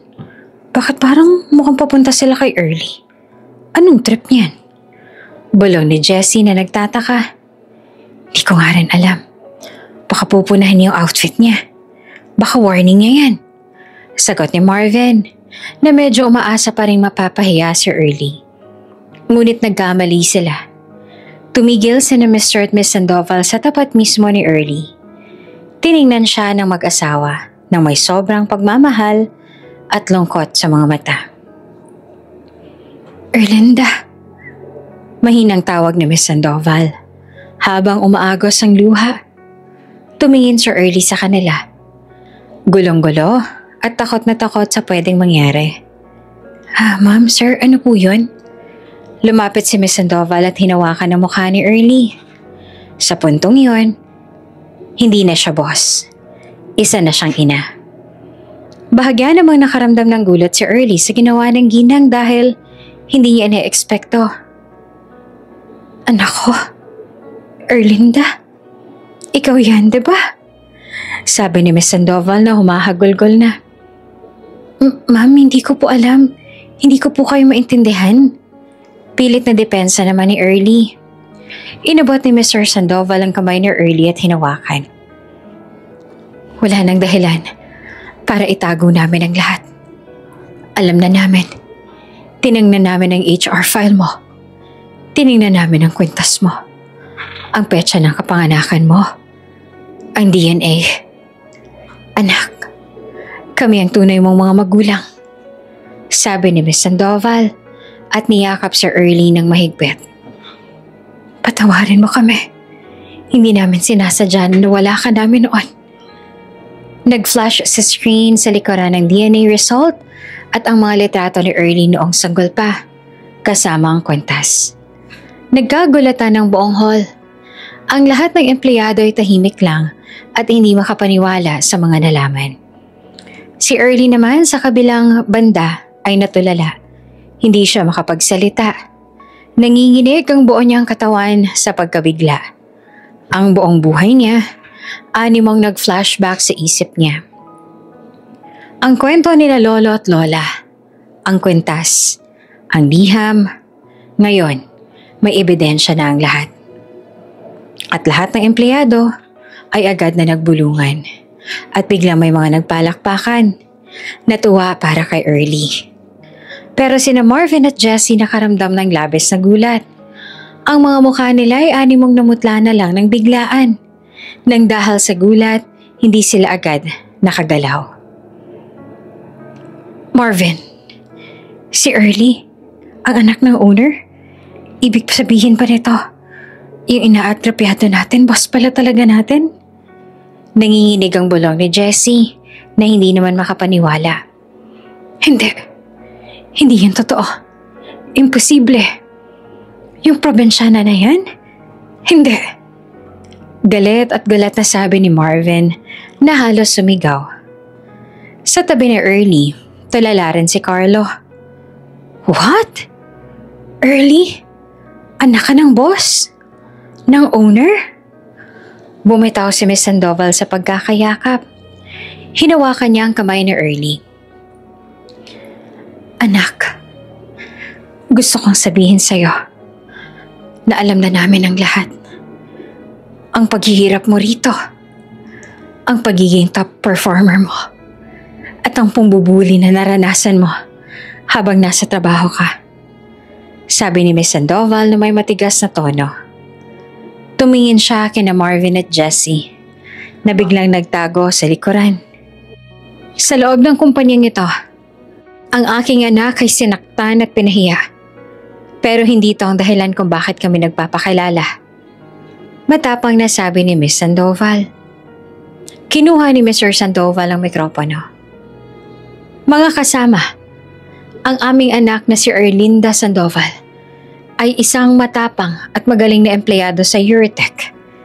Pinatunayan niya na kaya niyang umangat. Kaya ngayon, ibibigay namin sa kanya ang karapatan niya sa kumpanyang ito. Sabi ni Mr. Sandoval. At hindi lamang iyan. Hindi siya magiging agent o supervisor. Dagdag ni Miss Sandoval na lalong tumigas ang tone niya. Hinarap niya ang lahat at lalo na sina Marvin at Jessie. Si Erlinda Sandoval, ang aming anak na nawala. Ang tagapagmana, ang magiging junior vice president ninyo simula ngayon. Sigaw ni Miss Sandoval. Nagpalakpakan ng buong hall. Ang gulat at pagkabigla ay umabot sa rurok. Ang probinsyanang agent na may wrong grammar, ngayon ay junior vice president na. Hanggang ngayon ay tulala at gulat na gulat pa rin si Ernie. Ang lahat ay animong napakabilis para sa kanya. Hindi niya na-expect na ang paghahanap niya sa mga magulang niya ay magiging ganito kabilis. Hanggang ngayon hindi pa rin niya na-digest ang balita na anak siya ng may-ari ng kumpanya. Early! Vice President ka na, ang galing! Parang dati lang agent ka lang ha. Sigaw ni Carlo na niyakap pa si Early dahil hindi inaasahan ng balita. Sabi ko nga sa'yo, diba magiging successful ka? Pero VP, grabe! Ang mukha ni na Marvin at Jessie ay hindi maipenta. Natulala sila ng dahil sa narinig. Ang taong binuli nila sa trabaho ay anak pala ng boss nila. Ang probinsyanang tinawag nilang walang future, ngayon ay vice president na nila. Si Jessie ay napapikit. Tila gusto na lang maglaho ng dahil sa narinig. Patay na tayo, Marvin. Patay na tayo. Ang trabaho natin. Si Marvin naman ay hindi na rin makahinga ng mga oras na yon. Imposible. Hindi yan totoo. Hindi. Tinignan ni Miss Sandoval sina Marvin at Jessie na tila alam na alam niya ang ginawa nila. Ang tingin niya ay punong-puno ng galit at panghuhusga. Kaya Erlinda, sabi ni Mr. Sandoval na humarap kay Early, huwag kang mag-aalala. Simula ngayon, ikaw ang bahala sa sarili mo. At sa future ng Euritech. Hindi na kami papayag na saktan ka pa ng ibang tao. Lumapit si Ryan kay Early at ngumiti ito. Sabi ko sa'yo, Early, kaya mo yan. Congrats, VP! Ryan, hindi ko maintindihan. Bulong ni Early na nakatingin sa mga magulang niya. Hayaan mo ipapaliwanag nila sa'yo ang lahat. Pero ngayon, tanggapin mo muna ang totoong buhay na meron ka. Sagot pa ni Ryan. Inalalayan si Early ni na Mr. at Miss Sandoval patungo sa stage. Tiningnan siya ng lahat na may respeto at paghanga. Ang probinsyana na nagtatago sa comfort room tuwing lunch break at para umiyak, ngayon ay nasa gitna na ng stage. Hinawakan ni Miss Sandoval ang kamay ni Early at itinaas ito sa harap ng crowd. Si Erlinda Sandoval, ang ating bagong Junior Vice President. Sigaw ni Mr. Sandoval. Ang palakpakan ay sobrang lakas. Si Early hindi na umiiyak sa sakit, kundi sa tuwa at pagkabigla. Ang buhay niya ay animong nagbago na. Ang pangako niya kina lolo at lola, malapit niya nang matupad. Matapos ang shocking revelation sa town hall meeting, tinala ni na Enrique at Stella Sandoval si Early sa executive office. Ang buong lugar ay punong-puno ng emosyon at pagkabigla para sa pamilya. Si Early, bagamat tapos na ang lahat, ay hindi pa rin makapaniwala hanggang ngayon. Kasama niya na ang mga magulang na may 22 years din niyang hindi nakakasama. Anak, Erlinda, please umupo ka. Sabi ni Stella habang pinipilit pigilan ng luha. Alam ko na marami kang tanong. Pero kailangan mong malaman na mahal ka namin. Ma'am, sir, pwede pong pakipaliwanag po ng lahat? Bakit po nangyari yun? Bakit po ako nawala? Tanong ni Early na nanginginig pa rin ng boses. Huminga ng malalim si Enrique. Noon, may malaking krisis sa kumpanya. May nagbabanta sa pamilya namin. Sobrang delikado, kaya kinailangan ka naming ilayo. Ang plano namin ay pansamantala lang. Pero naging komplikado ang lahat nang hindi na kami nakabalik. Ang sulat na kasama mo noon, totoo yan, anak. Sabi ni Stella habang inabot ang kwintas ni Ernie. Ang sabi sa sulat, mahal na mahal ka namin. Pero kailangan ka naming protektahan. Ang kwintas na to, ito ang tanging ebidensya na may connection ka sa amin. Pero hindi namin inaasahan na mawawalan na kami ng contact sa kumupkup sa'yo. Napaiyak si Ernie sa narinig. Pero bakit hindi niyo po ako hinanap? Sa loob ng 22 taon, hindi mo lang ba kayo naghanap? Hinanap ka namin, anak. Pero ang record na naiwan, hindi na yun ang tunay na address. Akala na namin na nasa safe ka na. Wala kami naging lead kung nasaan ka. Paliwanag ni Enrique na umiiyak na rin. Nagpapasalamat kami sa Diyos. Sa iyong sincerity sa trabaho at sa medallion mo sa ID picture. Doon ka namin nakita. Patawarin mo kami, anak. Niyakap ni Early ang tunay niyang mga magulang. Hindi na mahalaga ang nakaraan para sa kanya. Ang mahalaga ay ang kasalukuyan at ang pagmamahal na nararamdaman niya para sa mga magulang. Tinanggap niya ang kanilang pagmamahal kahit na may kaunti pa rin siyang tampong nararamdaman. Pagkatapos yakapin ang mga magulang ay saka siya bumaling ng tingin sa mga ito. "Ma'am, sir," sabi ni Early habang pilit na pinatitibay ang loob. "Tanggap ko naman po kung sino kayo at kung sino talaga ako. Pero po, may mga taong nagpalaki sa akin ng may pagmamahal. Sina Lolo Ben at Lola Ising. Hindi ko po sila pwedeng kalimutan at iwanan na lang basta-basta." "Alam namin, anak," sagot ni Stella na nakangiti. "Huwag ka mag-aalala. Nakita namin ang tungkol sa kanila nang mag-background check kami sa inyo. Alam namin kung gaano kanila kamahal. At hindi namin sila aalisin sa buhay mo. Gusto mo ba silang makita?" "Opo, ngayon na po kung pwede. Or sa lalong madaling panahon po," sagot ni Early. "Gusto ko po silang pasalamatan at gusto ko pong matupad ang pangako ko sa kanila." Niyakap ni Enrique sa Early. "Anak, sobrang buti talaga ng puso mo. Kaya ka namin ipinagmamalaki.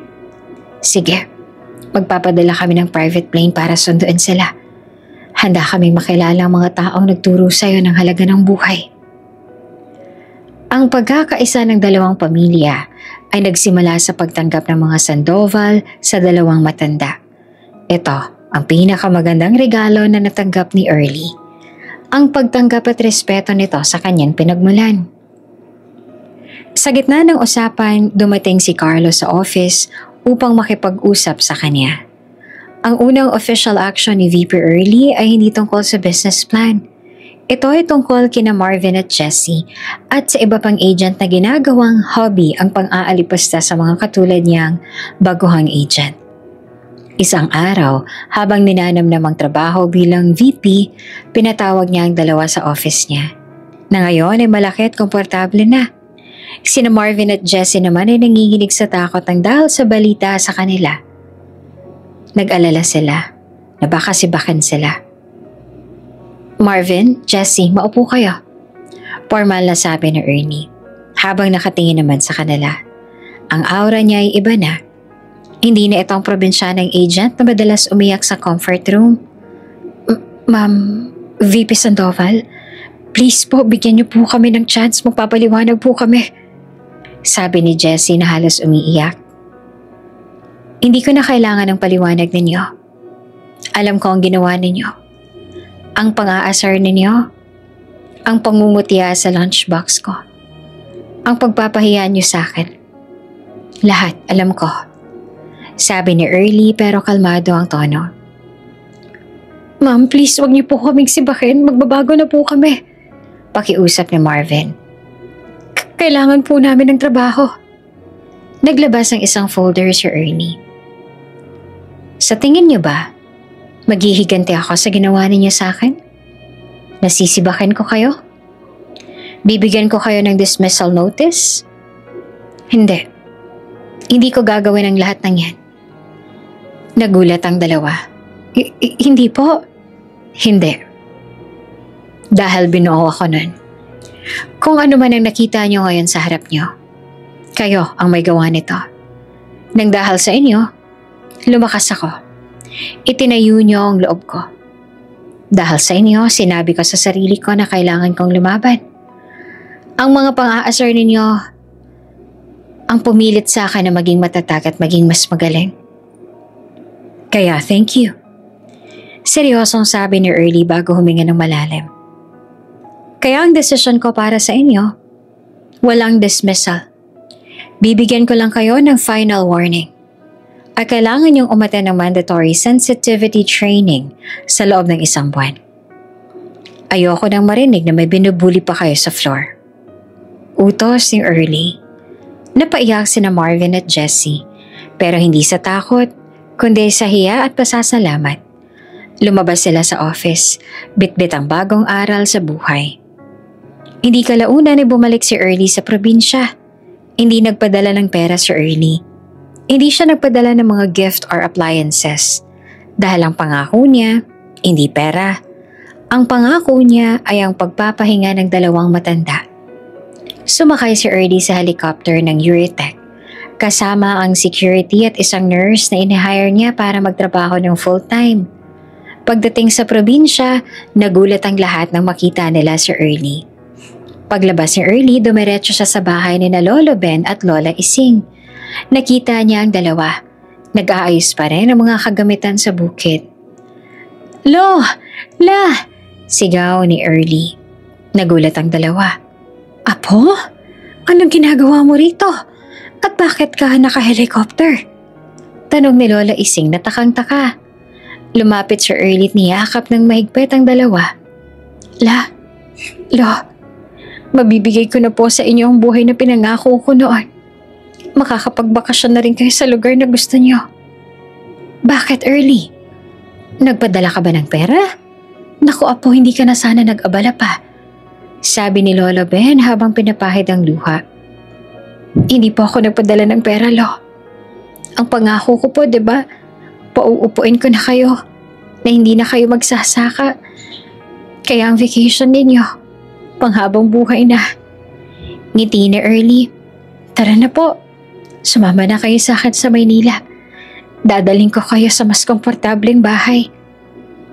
Hindi naman makapaniwala sina Lolo Ben at Lola Ising sa narinig. "Maynila? Pero paano ang bahay at ang bukid, apo?" tanong ni Lola Ising. "Huwag niyo na pong alalahanin yan. May manager na po akong kinuha para rito. Magpapahinga na po kayo. Aalagaan na po kayo sa Maynila. May nurse na rin at tamang maintenance na galing sa ospital." Paliwanag ni Early na pinunasan ng luha ng lolo at lola niya. Ipinakilala ni Early ang nurse sa kanila. "Full-time na po siya para lang sa inyo. Hindi na po kayo magpapagod. Hindi na po kayo masasaktan," sabi ni Early. Niyakap ng dalawa si Early ng mahigpit. "Salamat naman anak. Ang biyaya mo sobrang laki. Sobrang successful mo na. Ang pagpapala mo sobrang dami." Umiiyak na sabi ni Lola Ising na hindi pa rin makapaniwala ng mga oras na yon. Sa pag-alis nila, muling tiningnan na Early sa huling pagkakataon ang bahay at ang bukid. Nagpasalamat siya sa pinagmulan niya. Nagpasalamat siya sa hirap na nagturo sa kanya na maging matatag. Sumakay silang tatlo sa helicopter. Sa Maynila, may naghihintay na mas komportable at tahimik na bahay para sa dalawang matanda. Ang pangarap ni Early, unti-unti nang natutupad. Pagdating sa Maynila, dinala ni Early sina Lolo Ben at Lola Ising sa bago nilang bungalow. Malaki, malinis at may sariling garden. Kung saan pwedeng magtanim si Lola Ising ng mga gulay pero hindi na kailangan pang magtrabaho.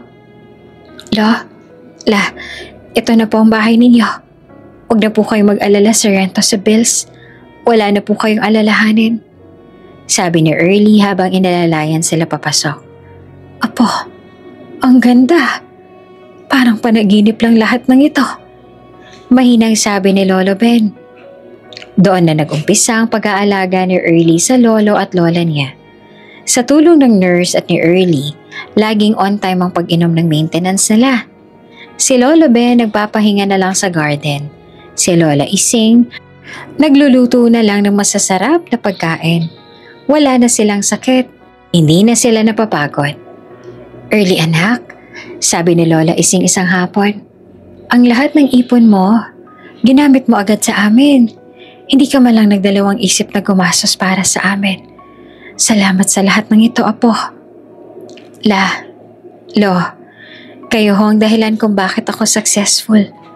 Kung wala kayo, wala rin ako dito. Kaya maraming salamat po sa inyo. Hindi ko po kayo makakalimutan," sagot ni Early habang yakap-yakap ang dalawa. Ang pagmamahal at pagpapakumbaba ni Early ay hindi nagbago at isa iyon sa mga pangaral sa kanya ng mag-asawang nagpalaki sa kanya noon pa man. Hindi kalaunan ay tuluyan ng ipinakilala ni Early ang kanyang mga lolo at lola sa tunay niyang mga magulang. Gaya ng inaasahan ay nagulat ang kanyang lolo nang malaman mula sa kanya na natagpuan niya ng mga magulang niya sa Maynila. Ngunit di kalaunan ay natuwa rin sila para sa apo. Isang hapunan naging emosyonal para kay Early na makita niya ang dalawang pamilya. Sina Lolo Ben at Lola Ising at ang tunay niyang mga magulang, sina Enrique at Stella Sandoval. Sa isang long table sa bagong bahay ni na Lolo at Lola, naghapunan silang lahat.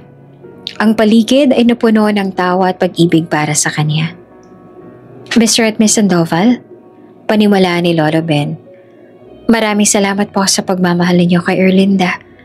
Salamat po sa pagtanggap sa amin. Wala na kaming hihilingan pa. Lolo Ben, Lola Ising, sagot pa ni Stella na may luha sa mata. Hindi po kayo ang dapat na magpasalamat sa amin. Kami po. Kayo ang nagbigay ng magandang buhay at nagpalaki kay Erlinda. Kayo ang nagturo sa kanya na maging matatag at mapagkumbaba.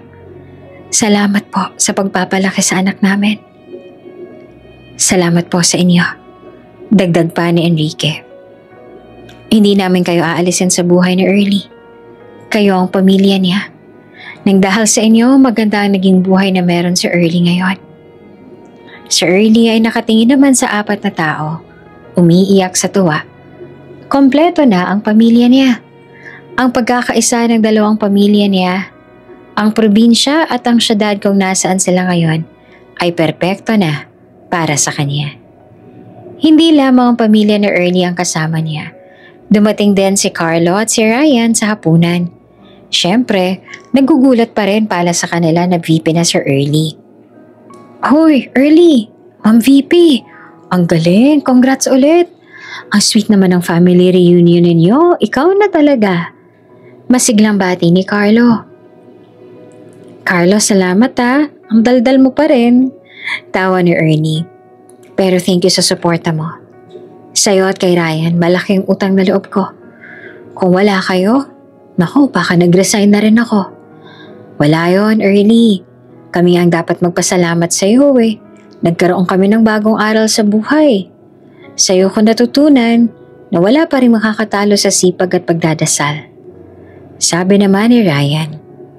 Ngumiti si Early sa kanya bago siya tumayo sa kinauupuan upang kuhanin ang atensyon ng lahat ng nandoon sa mesa.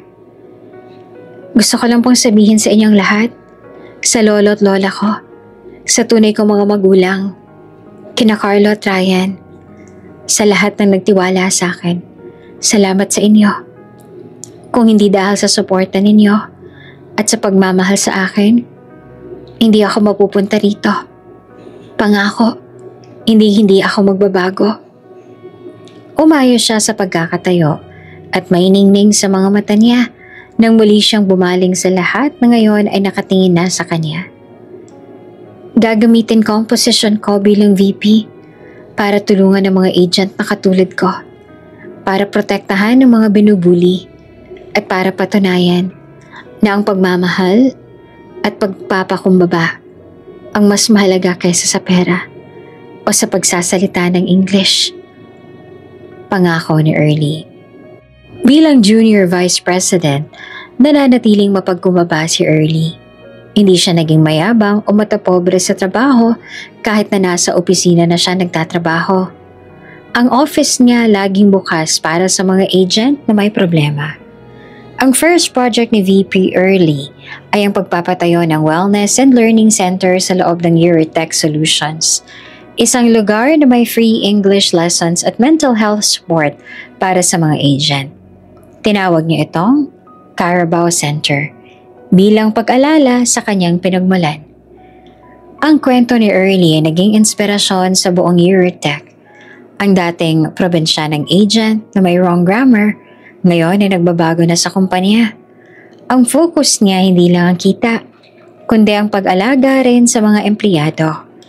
Sina Marvin at Jessie rin ay tuluyan ang nagbago. Hindi na sila nang aasar kahit na kanino. Nagtatrabaho na sila ng maayos. Nakita rin nila ang kabutihan at pagpapakumbaba ni Early ay mas malakas kesa sa power niya. Ang buhay ni Early ay masasabi niya ng kompleto na. Naging mayaman siya, pero mas mayaman siya sa pamilya at mga kaibigan. Isang umaga, nagkayayaan na mag-almasal si Early sa bagong bahay kasama sina Lolo Ben at Lola Ising. Lo, masaya po ba kayo? Tanong ni Early habang pinaghahanda sila ng pagkain. Sobra anak, Sobra. Sagot naman ni Lola Ising habang nakangiti. Sabi ko na may malaking pag-asa ka. Hindi ka namin binigo at hindi mo rin kami binigo. Ang pinakamahalaga, Early, sabi ni Lolo Ben habang hinahawakan ng kamay niya, na hindi ka nagbago. Ang puso mo nananatiling probinsyana at mapagkumbaba. Iyan ang tunay na yaman. Tumawag si Carlo. Hoy, Early, alam mo ba? Pumasa ako sa promotion. Team lead na ako. Ang galing! Salamat sa tips mo, VP. Ngumiti si Early at natupad ng pangako niya sa sarili. Ang lolo at lola niya napagpahinga niya. Ang pamilya niya kompleto na. Ang mga kaibigan niya napopromote na. At higit sa lahat siya na naging vice president and role model sa kumpanya nila. Ang kwento ni Erlinda ay hindi lang tungkol sa pag-angat mula sa kahirapan.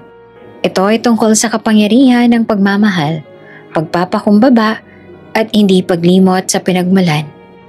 Ang probensya ng puso ni Early ang nagbigay sa kanya ng tunay na happy ending at ang pagiging mabuting tao niya ang nag-angat sa kanya sa taas at naging dahilan din sa kung bakit patuloy siyang minamahal ng lahat. Bago ka pa lang sa channel Leto, ibang kwento ni Ate Jane, istorya mo, ikwento ko. Huwag kalimutang pindutin ang notification bell at subscribe button.